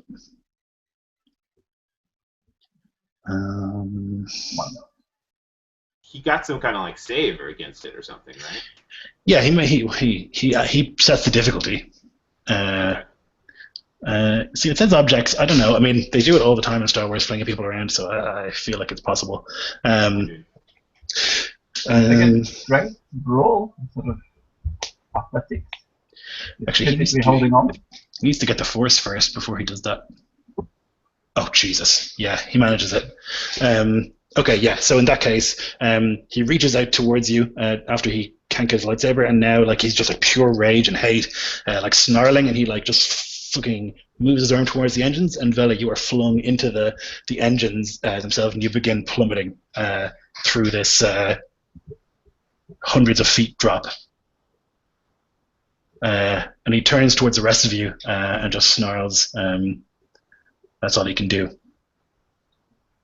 Fisk. Oh, Fisk is just coolly watching him another round with his sights on him. See if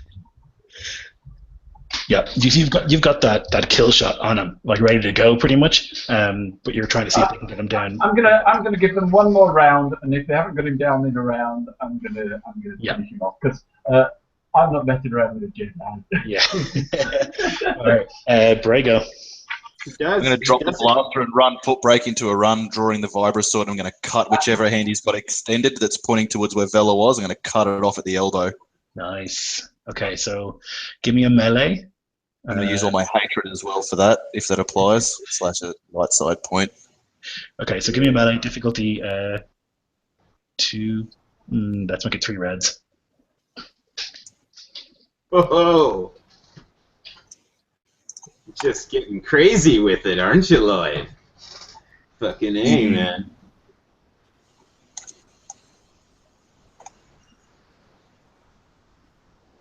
Now, I've got a I need my maneuver to get up to him, right? So I can't use a maneuver to... You can take 2 strain to do a second maneuver.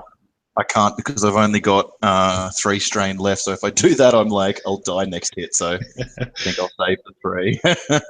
Okay. Just cut him up. What is it? 3 red. Yeah. Fuck, man. I'm trying to cut off his arm, not split a hair. So the reason is he's an adversary too, so he always has 2 red dice, and he has a melee defense, which is purple, but I used the dark side to make it red. Oh man. Okay, so that's a miss with some small advantage, but a despair. Let's see. Let me just check something. Yeah, dude, you just see like the doctor, like just shouting across, like shouting, "Take the shot!" like fucking hey, man, we're dying over here. The goddamn combat stim must have got to you somehow, man. It like. Everyone down is a bigger share in these profits. Okay, so it's going to miss him. And I think he'll probably, with his despair, like as you like hit the ground, stand in the blade, snapping it. Oh, wasn't that like you? Oh man! Yeah, that's what I spent all my money on from my last mission. You spent most of the money on the sexy power armor that you have. Yeah. And it's fixable, but for now, he breaks it, and he looks at you and. Brutal. Ordo is going to try and shoot him. Come on, Ordo. He hits him. Or do it. Yeah. And he can't parry, so that's a lot of damage. Ooh, yeah, he's nearly in bits now.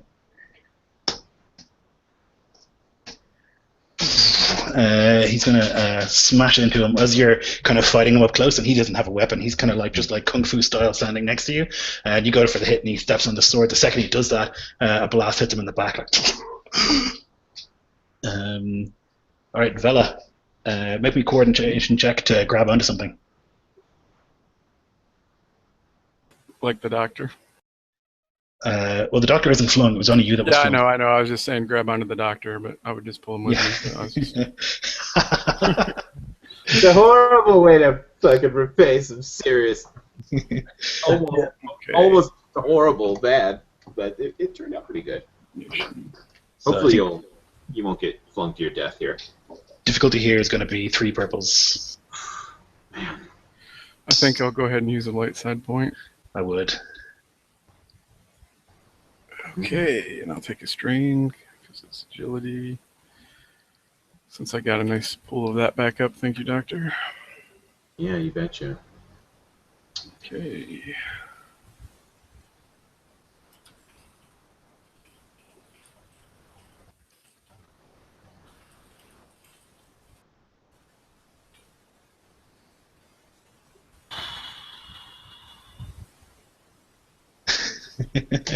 Okay, yeah. So you, as you're plummeting or whatever, you manage to grab like one of these spikes or whatever that are coming out of one of the engines, and you like hold onto it with one hand, and the advantage is that you'll hold onto your gun with the other because that was going to fall if you didn't get any. So you're holding onto the sniper rifle and you're holding onto the thing, you're just like dangling there like above this drop that just plummets further than you can see. hanging there. Am I like down so I can't see him anymore? He would have flung you up first, so you would be, yeah, you'd probably be unable to see him. For drama's sake, let's say you can see him. Okay, but I have to hang on or I'm going to fall, right? Yep. Okay, so basically, she will drop the rifle, switch to hang on with her left hand as her right hand comes out. With a flick of her wrist, her blaster from its wrist mount snaps out into her hand, and she's going to take a shot with her pistol. Nice. Fuck yeah. Shit. Man. I want to make it 3 reds, my friend. Okay, so this is not quite as good. But I do get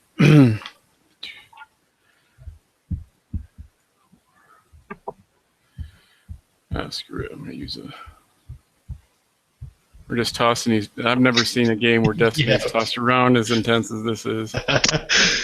It's an incredibly intense battle. It's a Jedi fight, man. Like, that's what it's for, right? If it isn't for this, what is it for? Right. Yeah, this is like intense. Okay, so 1, 2, 3, 4, 3. Okay.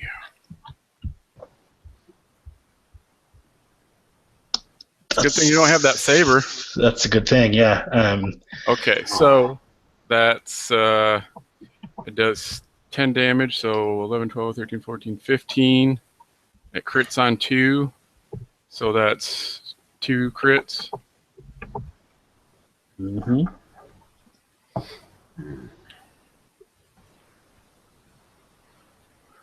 It's not going to be so easy this time. She pulls the trigger. So that's 2 crit rolls, right? Mm-hmm. Jesus Christ. 27 for the first one. Oh, wait, no, I rolled that wrong. That wasn't a crit roll. That was a D10 roll. I don't know why. So 95. That's better. Oh, man. and 96. So that's probably going to be the same thing. They're actually different. Okay, so he suffers 1 strain every time he performs an action. Oh, shit. One of the target's limbs is crippled until healed, selected by the GM until healed or replaced. Increased difficulty of all checks that require the use of 11 by 1. It's got to be his hand, doesn't it? That's I was thinking. That's karma, you know. Yeah, I mean, I don't want it to be, That's but I for think the vibro sword. more dramatic if it is. Yeah, like right through the forearm, and blood just like sprays. He's still fucking up. Unbelievable. Okay, Vela HK. IG arrives. Devron. Yeah, what I was wondering, just fishing for advantage here. Since I have the speaks binary thing, can I grant my droid the boost dice to attack as well? Yes, you can. Okay, as he enters the room, then I will say, shoot the force user, shoot the force user. And he will take aim, and I will grant him, he will get 3 blue then. Wow, nice. So go ahead and roll for him. And he has 3 yellow from before, and I need 2 red and 1 purple to hit him. That's right. Okay. Okay, it's a shit. miss. No! with a despair. So HK runs in, and the blaster explodes. Oh, shit. Unfortunately, so he won't be able to use it, and he's going to take the blaster. What's the damage of the blaster? 10, right? Yeah, he has the heavy thing, which is 10. Okay, so he'll take 10 damage less his soak as the blaster explodes. Fuck! This guy can't catch a fucking break. And this will be just a normal wounds thing then. Yes. Okay, cool.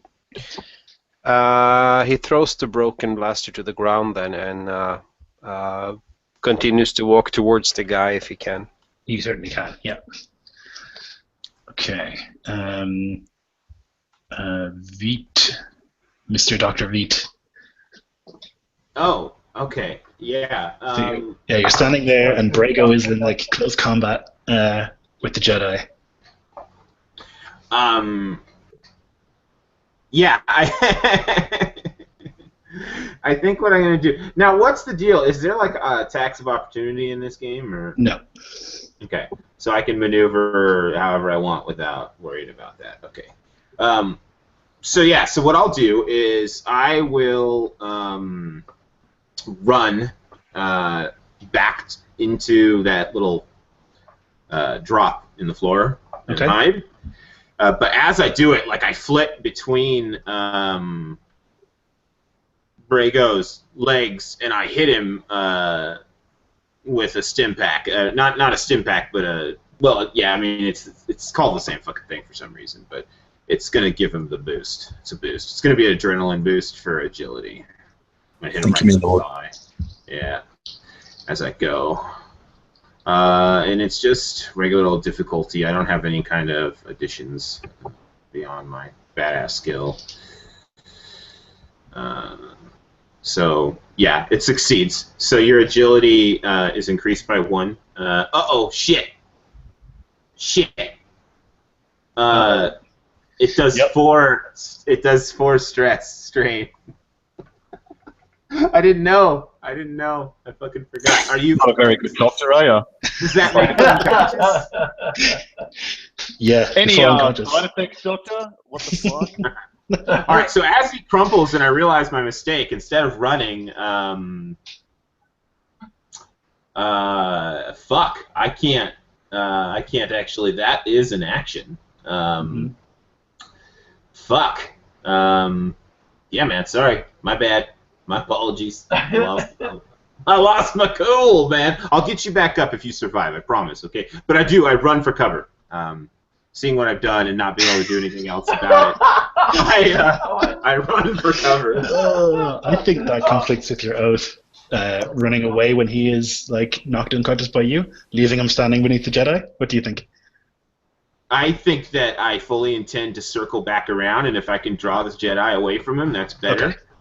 Okay. So yeah, I'll let out a call, a whoop, and see if my little unarmed furry self seems like a threat. But and then I'll go. And actually, I don't know if there's like if you want the Jedi to turn on me, that's fine. But if I see him running behind me, I want to take 2 strain to go the distance. And gotcha. If that's cool, I don't know.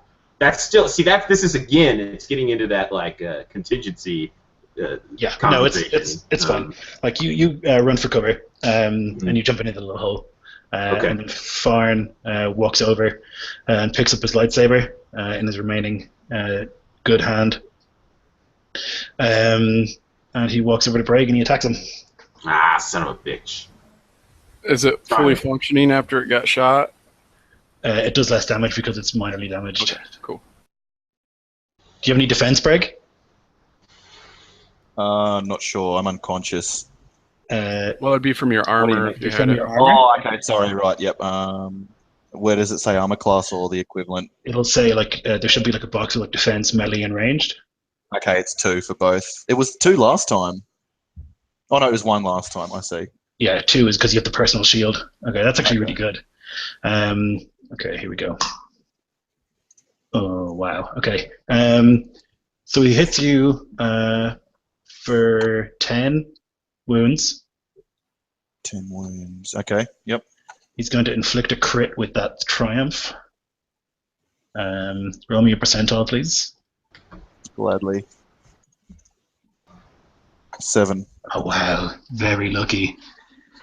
Okay, Headringer. You increase the difficulty of all intellect and cunning checks by 1 until the end of the encounter. Pretty minor. And the threat is going to be the lightsaber. Begins winking in and out of existence. It's going to be a setback if he tries to reflect. Yeah, so he just walks over and just stabs you with the lightsaber. And then I think what he'll do is he will... he's maneuvered to get the lightsaber. Yep, that's the end of his turn. Mr. Fisk. The time has come to take the shot. Okay, so you've been aiming for like many turns. I'm going to give you 4 boosts. Is that the blue square? Yes. And then remember, one of your green dice is increased to no, you get an extra green dice. Sorry, I get one extra blue dice. It's not a yellow. Yeah, one extra green dice. And what's the difficulty? 3 red. That's what I'm going to do. Yeah, 3 reds. Okay. Use a light side. Oh. Yes, I will. Oh yeah! Oh yeah! That's shot! a hit. That's a huge hit. Okay, what's the damage in your weapon? Oh man. Well, I'm taking. I've got a targeted blow, so I can spend 1 destiny point to add 4 to the damage, so it's 14. Ooh, okay. So there's your point spent. 14. Do you have any pierce in the weapon? I'm just having a look. Now, do we also add those extra successes up too? Yes, in a second. Awesome. Oh, crap. You know what I've been forgetting, Lloyd? What? I have 2 levels of deadly accuracy, so each hit would have 2 more points of damage to it. Shit. Okay. Well, we'll know next time. Yep. Oh, no, it actually would be 4. When I take the ranks I have in the skill, Oh, wow. not just also, 1. Also, when taking an aim maneuver, I can take 1 strain, which I'll do, to reduce the target's defense by 1, but that's the only thing I can do. It's actually too late because we've already rolled. Okay. Unless you want to roll again, but I wouldn't because that's an insane roll that you rolled. No. Okay, so it was 14, 15, 16, 17, 18, 19 damage, and with the Triumph, what's the crit rating on your weapon? 3. 3, is it? I've got plus 20 and that's plus, yes, it's a 3. Okay. So actually 20 damage is going to take him out. Even if he uses his reflect, would be 7. Yeah, okay. So Mr. Fisk has been patient this whole time, sitting there, just calmly breathing and just like following the Jedi as he darts around the place with his sniper rifle. And then finally, like, he exhales, and the high-powered shot. Now, actually, I would let you use the Triumph to have it be a non-lethal wound if you wanted to. Yeah, that's the idea. Taking him alive. That's a difference of 500,000, but I. Yep. Yes. Yep. And that's the reason that, well, 1/5 of 500,000 is what brought us out here anyway. So. Yeah. Okay, yeah, so you managed to, and it just like pierces right through. I've just got this doubt about whether when he regains consciousness we can hold him, but So I think think I've got that covered. yeah, As soon as it finishes. I think it'll remove one of his legs. I think that's good, right? It's just going to one of his legs at the shin, and he just like falls, and the lightsaber rolls from his grip, and he falls unconscious. We can just. I was going to say, if he was still awake, we'd have the doctor treat him, and that would knock him out. Yeah. Hey, yeah, I want to. First things first, I need to get Brago back up as soon as we're out of initiative. Yeah, and this is it. He falls. The lightsaber winks out of existence. Lloyd? Uh-huh. I just realized that my droid has natural marksman, which allows me to reroll a ranged heavy or ranged light attack once per gaming session. Okay, so let's just say his blaster's not destroyed. Yeah, that was my question, if I could try to reroll just to avoid making it explode. Yeah, I think that's fine. Cool. Does Nick have to roll outside of combat as a doctor to get me back up? He does, yeah. Yeah. So yeah, the doctor, like, horrified by what he does, he whips out his good shit as he's like scurrying across. But then and nobody would fucking see this. This is just for me.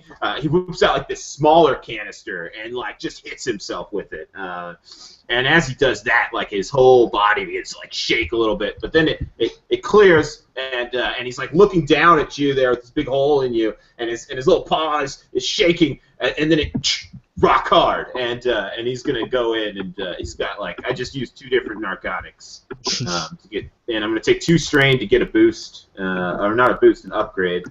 My kind of doctor. Yeah, this is what's gonna happen here. So it's I gonna love be. how you were talking earlier about the Hippocratic Oath, and then you fucking stabbed me to kill me. I will do no harm with this knowledge I now possess.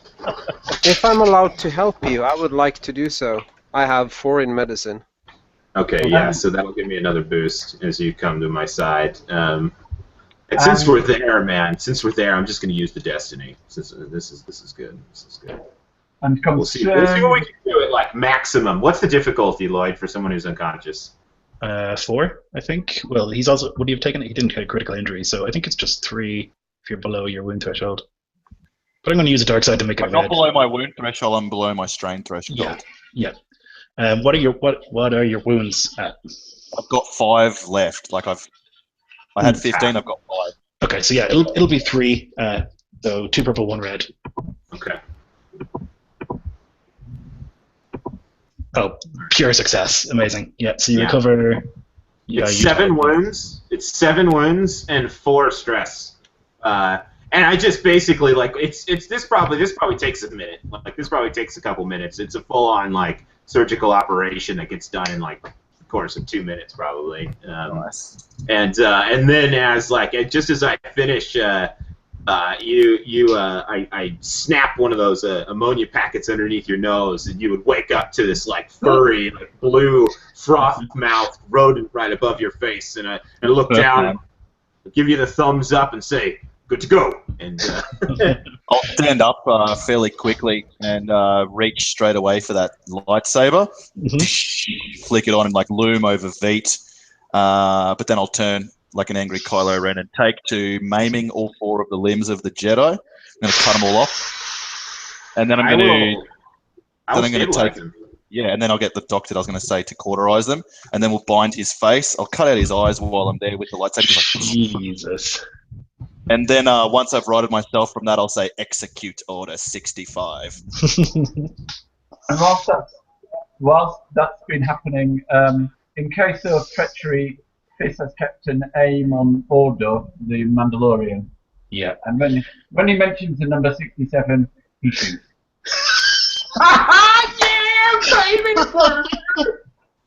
Oh my goodness. Okay. You like that, Lloyd?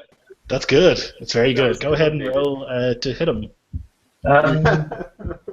Do we roll initiative or we get like surprise shots? Let's roll because once they all know about it from their comms. I sent this as soon as we engaged the Jedi ages ago. Nice.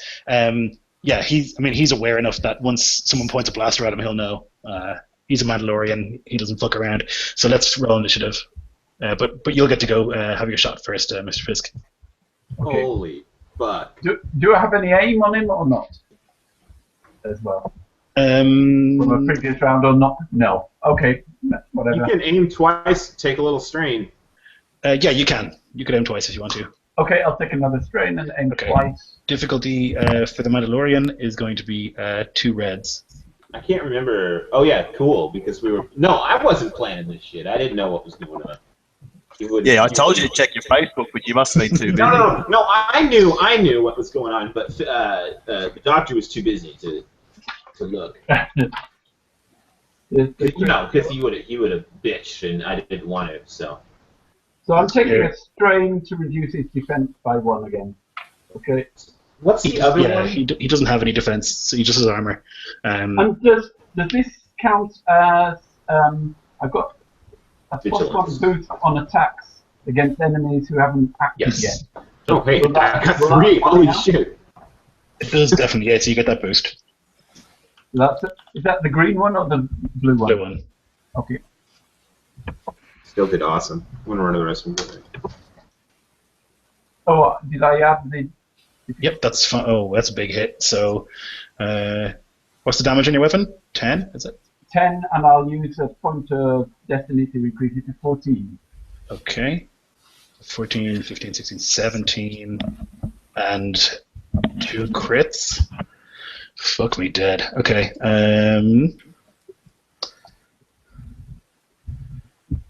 He takes 11. That's a lot. And roll me 2 percentiles, please. So these are at +20. Mm-hmm. 56 and 51, so 76 and 71.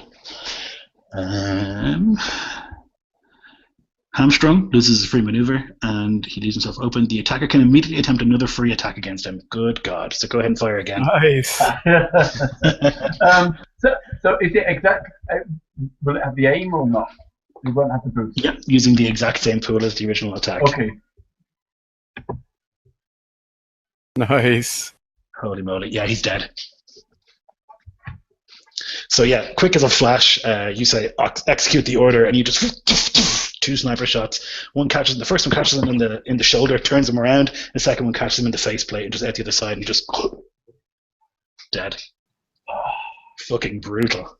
As I walk over to close his eyes, I take his helmet off to look at his face, and I'll just whisper as I kneel down closer to put my thumbs over his eyes, 60-40.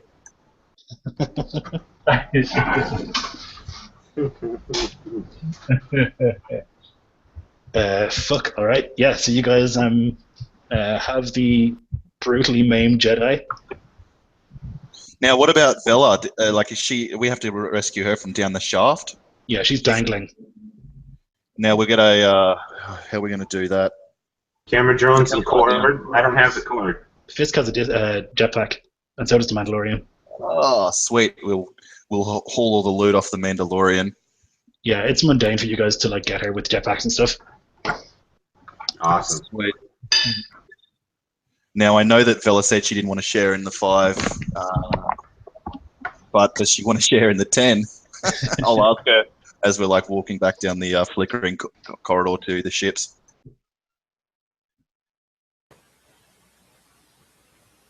I'd rather just blow his face off. Unfortunately, Fizz took that honor, I'll say, as I give her a hand up to pull her out of the chute, or with the jetpack or whatever, and take her over to the Mandalorian's busted faceplate and brains and viscera and widening pool around his head.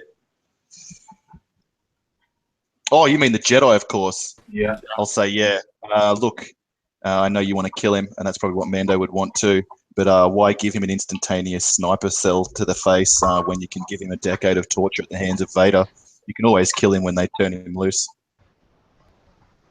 But unfortunately, yeah, we're going to have to take him in alive, Vela. She'll move over to him, snip one of his ears off, and put it in a pouch and walk away. Jesus fucking. So we'll drag Mr. Potato Head back to our good ship now, and let's really knock our heads together and de-rig the bomb that this guy told us about on his fire spray. Because not only will we get the million, we'll take his ship, sell, and split that too. Yeah. Yes. All right, let's use the drones for that, and let's get our ship out to safety before we try it. I agree. Okay. I'll need a mechanics check to disable the bomb. You can find it with the guys. It's rigged into the engine itself, so that if someone was to start up the machine, it would. So I need a mechanics check. Difficulty 5. Okay. A dark side. Okay. Now wait up. Now looking at this bomb in this situation, is this ship going to be worth the loss of our droids? Of your camera droids, definitely. Oh, okay. Camera droids are I think they're less than 1,000. They are, yeah. Okay, sweet, right. I was just thinking, what is the risk and is the reward greater than the risk here? Yeah. Well, the droids can't disable the bomb. You'll need someone to go do that. Can I direct the droids? Well, they don't have they're just cameras, so they wouldn't be able to take apart the bomb. You'll need someone with hands. HK could try it, but he's not good at it. Okay, I'll say I'll do it. We'll wait out safely out in space in our ship. You do that. Okay, so the difficulty is 4 purple and 1 red. So since you're going, so basically, you're going to try to disarm a bomb in just with your person, right? Yeah. Okay, I'm gonna give you some stuff. Can you handle 4 strain? Yeah, that should be fine. Okay. So the doctor, as you're getting ready to go out, he's looking at you and he's like, I don't know that this is a good idea for you, son, but maybe I can help. And as he says that, his eyes kind of go wide, and you notice a little bit of blue flecks, forming up at his mouth once more. And then, so first I'm gonna hit you with just regular stim pack. This is just something to make you feel a little better. No worries. No no nothing. Just sit back, relax. Thank you. I don't think I succeeded, No. so that will fail. So you're gonna take 4 strain, and I don't miss a beat. Like I noticed that I failed. I'm like, you should. I'm like, so you should be feeling a little bit. Oh no, you're not. Oh yeah, that's perfectly normal. And then I whip out these 2 different compounds, man, and I'm like, now look, this is for the big boys, but your life's on the line. It's up to you, kid. Take it or leave it. Sure, go ahead. All right, so I'm going to apply Booster Blue to you. So you're going to get the blue inhaler with the happy face on the side of its cartridge, and you're also going to get like this extract of this really, and he's like really secretive about this one. It's this really rare extract. It actually tastes a little bit like ginseng. You get like it's an injection, but you get the taste of ginseng in your mouth as the injection hits your bloodstream, and basically one will upgrade one of your greens to a yellow, and the other will upgrade another one of your greens to a yellow. But when you do it, you take 2 strain. Okay. Yeah. Yeah, and it's going to make it hard for you to recover from strain. You're going to have a big hangover. It's going to be pretty uncomfortable afterwards. But if you live, you live. So, and after he's administered all this stuff, he'll look at you, this young man. He'll look over up at Brago, the calculated cold soldier. He'll look back at the young man. He'll pat you on the shoulder and he'll say, "Good luck, lad." The difficulty. As this boy gets used mercilessly by his, Yeah, I was just about which to say. I'm part of. I'm party to it. I'm party to it. I'm the sleazy drug rat. God damn it. Oh.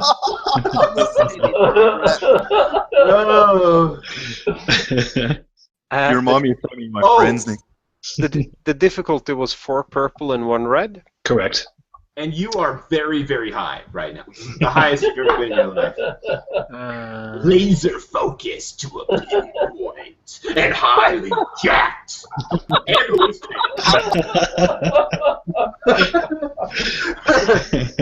Welcome to Dr. Beat Vision, youngster. The whole world is tinted blue. Okay, but Hope you I'll make try it. then. Okay. Good luck. Thanks. Oh, no. Uh-oh. Okay, so it's a fail, but a triumph. So I think with the threat and the failure, it's going to start beeping. Beep, beep, beep. But the triumph is it doesn't explode immediately, and you have some time to run away. Okay. Could we have like a cord attached to him or something? Like, I mean, he'll die in space. we didn't make any. Oh, that's right. Like, and we're out in space. We're out in space. Could I try again instead of running away? You could, yeah. You're going to take 3 strain from the stress of trying to defuse a bomb as it's ticking. It doesn't matter anymore. More strains now and I'm out anyway. Yeah. It'll be 2 more strain if you want that 4th yellow die as well. Yeah, including that, I have 1 strain left with the punishment from trying again. Oh shit! So good. All right, try it. Let's do it. I'm just going to lick my thumb and start counting those bills. Hey, before you roll, can you use a light side point? Yep. And there's no red this time. It's just 5 purples. I don't know what that is. It's all gold. So it turns one of your yellow or greens into a yellow, but you already have maximum yellows. What does it do then? It gives a green. Green. Okay. So you use one of these, and I use it immediately to make it the same difficulty. So 4 purples and a red. Okay. And you'll have 4 greens and a yellow. No. That 4 yellow and a green. So, Yeah. Yes, sorry, that's what I meant. Yeah. Nice try, Lord. Boom. Trying to kill him. Okay. Yes. Excellent. Okay, so there's some threat. Maybe there's a secondary trap attached to the bomb, which just like releases a bit of a gas. No, actually, the threat better is that you need to make a discipline roll not to become addicted to drugs. Yeah, that's better. Nice. But yeah, you managed to turn off the bomb. It's just like beep, beep, beep, and there's like a red line, and it's like there's like 1% left. And the combination of the adrenaline and the drugs just turns you into a junkie. Yep. So yeah, fuck, you managed to disable the bomb just at the very last second, and it just beep, beep, beep, beep, beep. Got him in my pocket now. And you're just like wiping sweat from yourself as you like finish. You're like dripping in sweat. There's like blue shit all around your mouth. You're like ragged breathing. But you disable it. The first taste for free. Did I need to take some kind of test to? Yes, a discipline. So what's your discipline? My discipline is 2 green. Okay, I think the This is difficulty gonna be to good. avoid it will be. Let's see. What do you guys think is fair? Hard or formidable? I think that's up to Veet since he would know how addictive Yeah. / non-addictive it is. So basically, Highly, it makes you feel like a god, and it says that like pilots and like gunmen love it, like they just fall in love with it. But like it is something that you do for a long time. So I mean I don't think, and the other one is like a super rare compound that it's like a hallucinogen. So I don't think that one itself would be addictive at all. But the blue. Okay, so let me put it this way: it's my 10-point obligation is my addiction to the blue. Yeah. Okay, I think we'll make it a 3 rather than a 4. So 3 purples. All right, I argued it down for you, brother. Okay. Boom. Try it, please. You're addicted. Thank God I got a crate of 100 of it. Okay, so you can give your character 5 obligation of addiction. Oh my goodness, that's great. But yeah, you managed to defuse the bomb, and you have another fire spray under your control. Where Shit. Excellent. where does I type this? There's like a section, I think, on the second sheet that has like a obligation. Might be in the third sheet. I have two. I have 2 there already. Yep. So you put in the third slot, addiction, and then magnitude 5. There's no 3rd slot. Oh shit. It's a motivation only. Well, I guess you just write it somewhere on your sheet then, maybe. Okay. yeah, just write it somewhere in the sheet. Addicted to drugs. Yes, addicted to booster blue. Or addicted to adrenaline and you need to disarm bombs. That's another option. Yeah, adrenaline junkie is another obligation you could have. Which would you prefer for your character, the drugs or the adrenaline? Bomb disposal. Addicted to bomb disposal. I can take the drugs. It sounds. They're actually quite helpful. He's like, yeah, wait, that actually helped my dice pool. I want these drugs. Yeah. So And you guys know managed where to get 'em.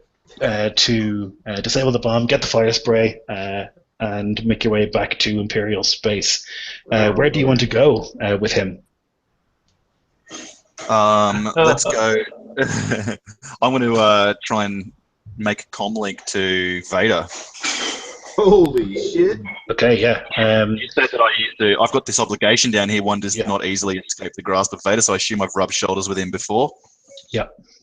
Or rubbed. Okay. Yeah. As you mentioned that you're about to contact Vader, I go and get into one of the water tanks in the ship and just sort of cover myself up in water tank. Yeah, so you dial the number. 1-800 Dark Boy, Brago. Lord Vader.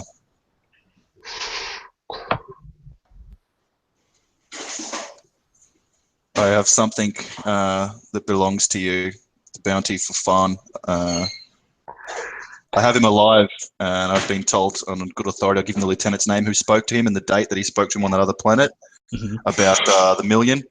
But I'll happily deliver him dead if that offer no longer stands. He's alive. I have his saber also. But he's alive. That's right.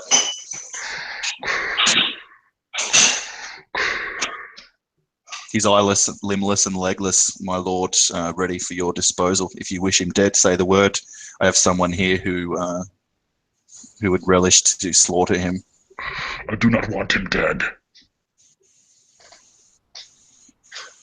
I really want to make a smart-ass job about the bounty that he printed out on Imperial Dime saying dead, but I won't. Come to Coruscant.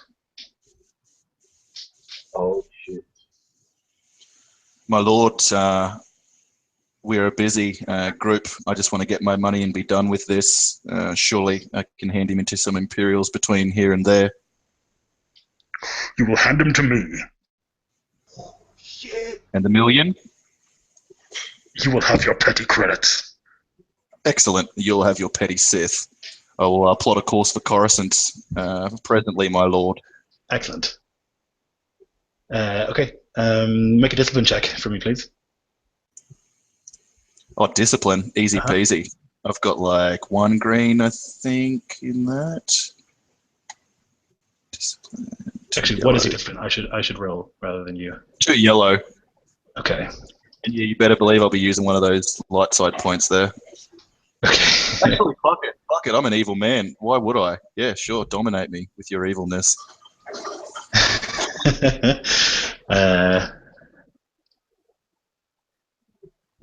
Okay. As you mention your petty bounty, you just and you're going to take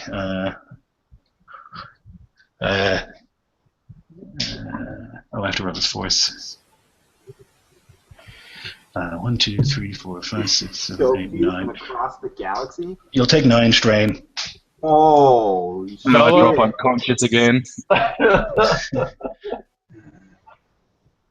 Yeah. And then you He was guys the one can... who said petty bounty, not me. I said petty Sith. Oh, yeah. Well, yeah. You don't backtalk Vader. Yeah, so you guys can plot a course for Coruscant. It's not difficult. It's like the center of the galaxy. And you're able to arrive a couple of days later. The Sith will awake while you're traveling, but he'll just moan. Now, could I keep him under? You could? Yep. Okay. Yeah, actually, that's fine. Yeah, it wouldn't be difficult. You can keep him under, like, sedated or whatever. And a couple of days later, you'll arrive on Coruscant, where you're met on a landing pad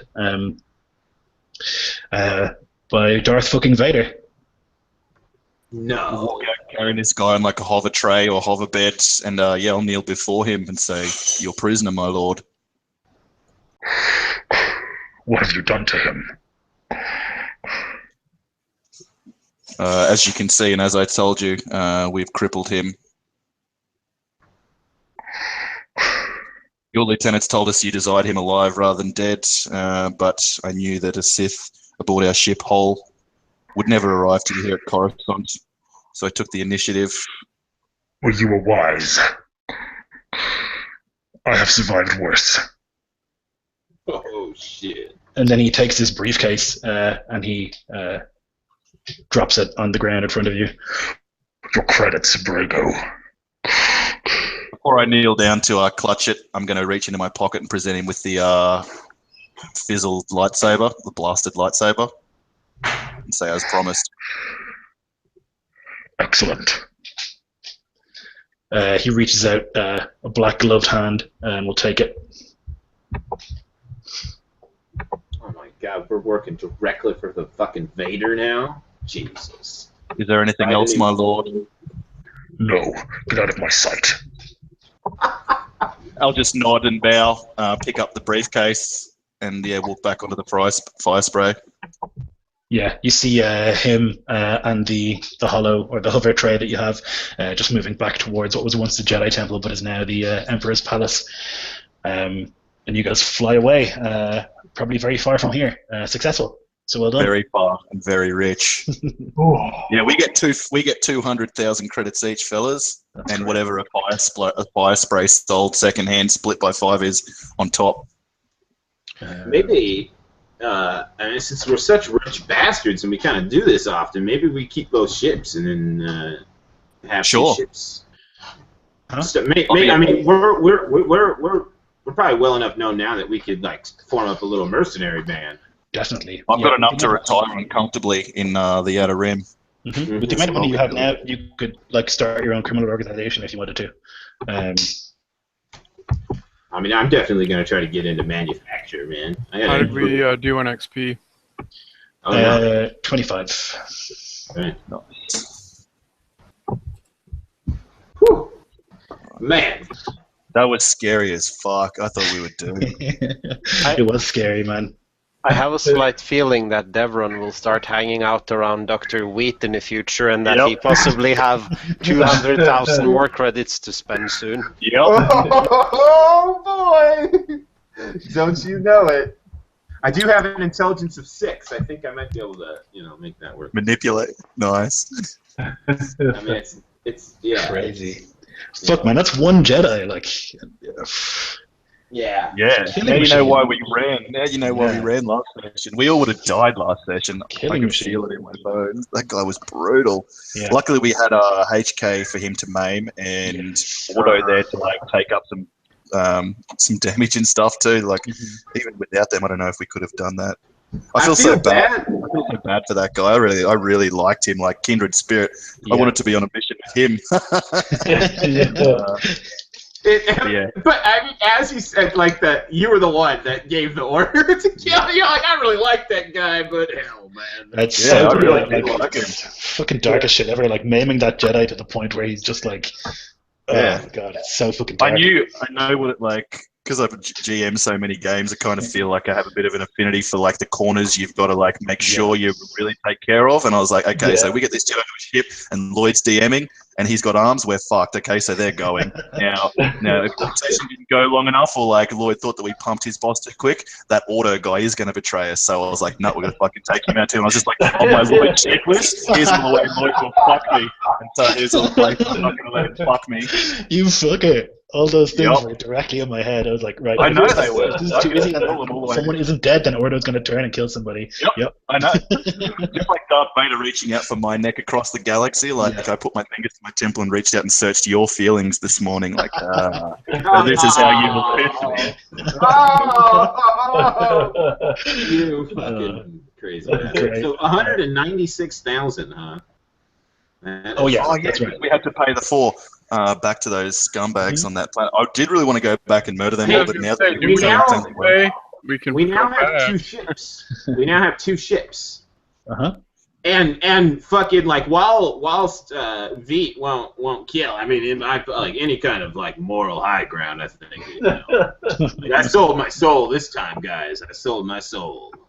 I mean, you could go down into the space station and just take it over. Be like, oh, we'll just pay you some money. We fucking own you.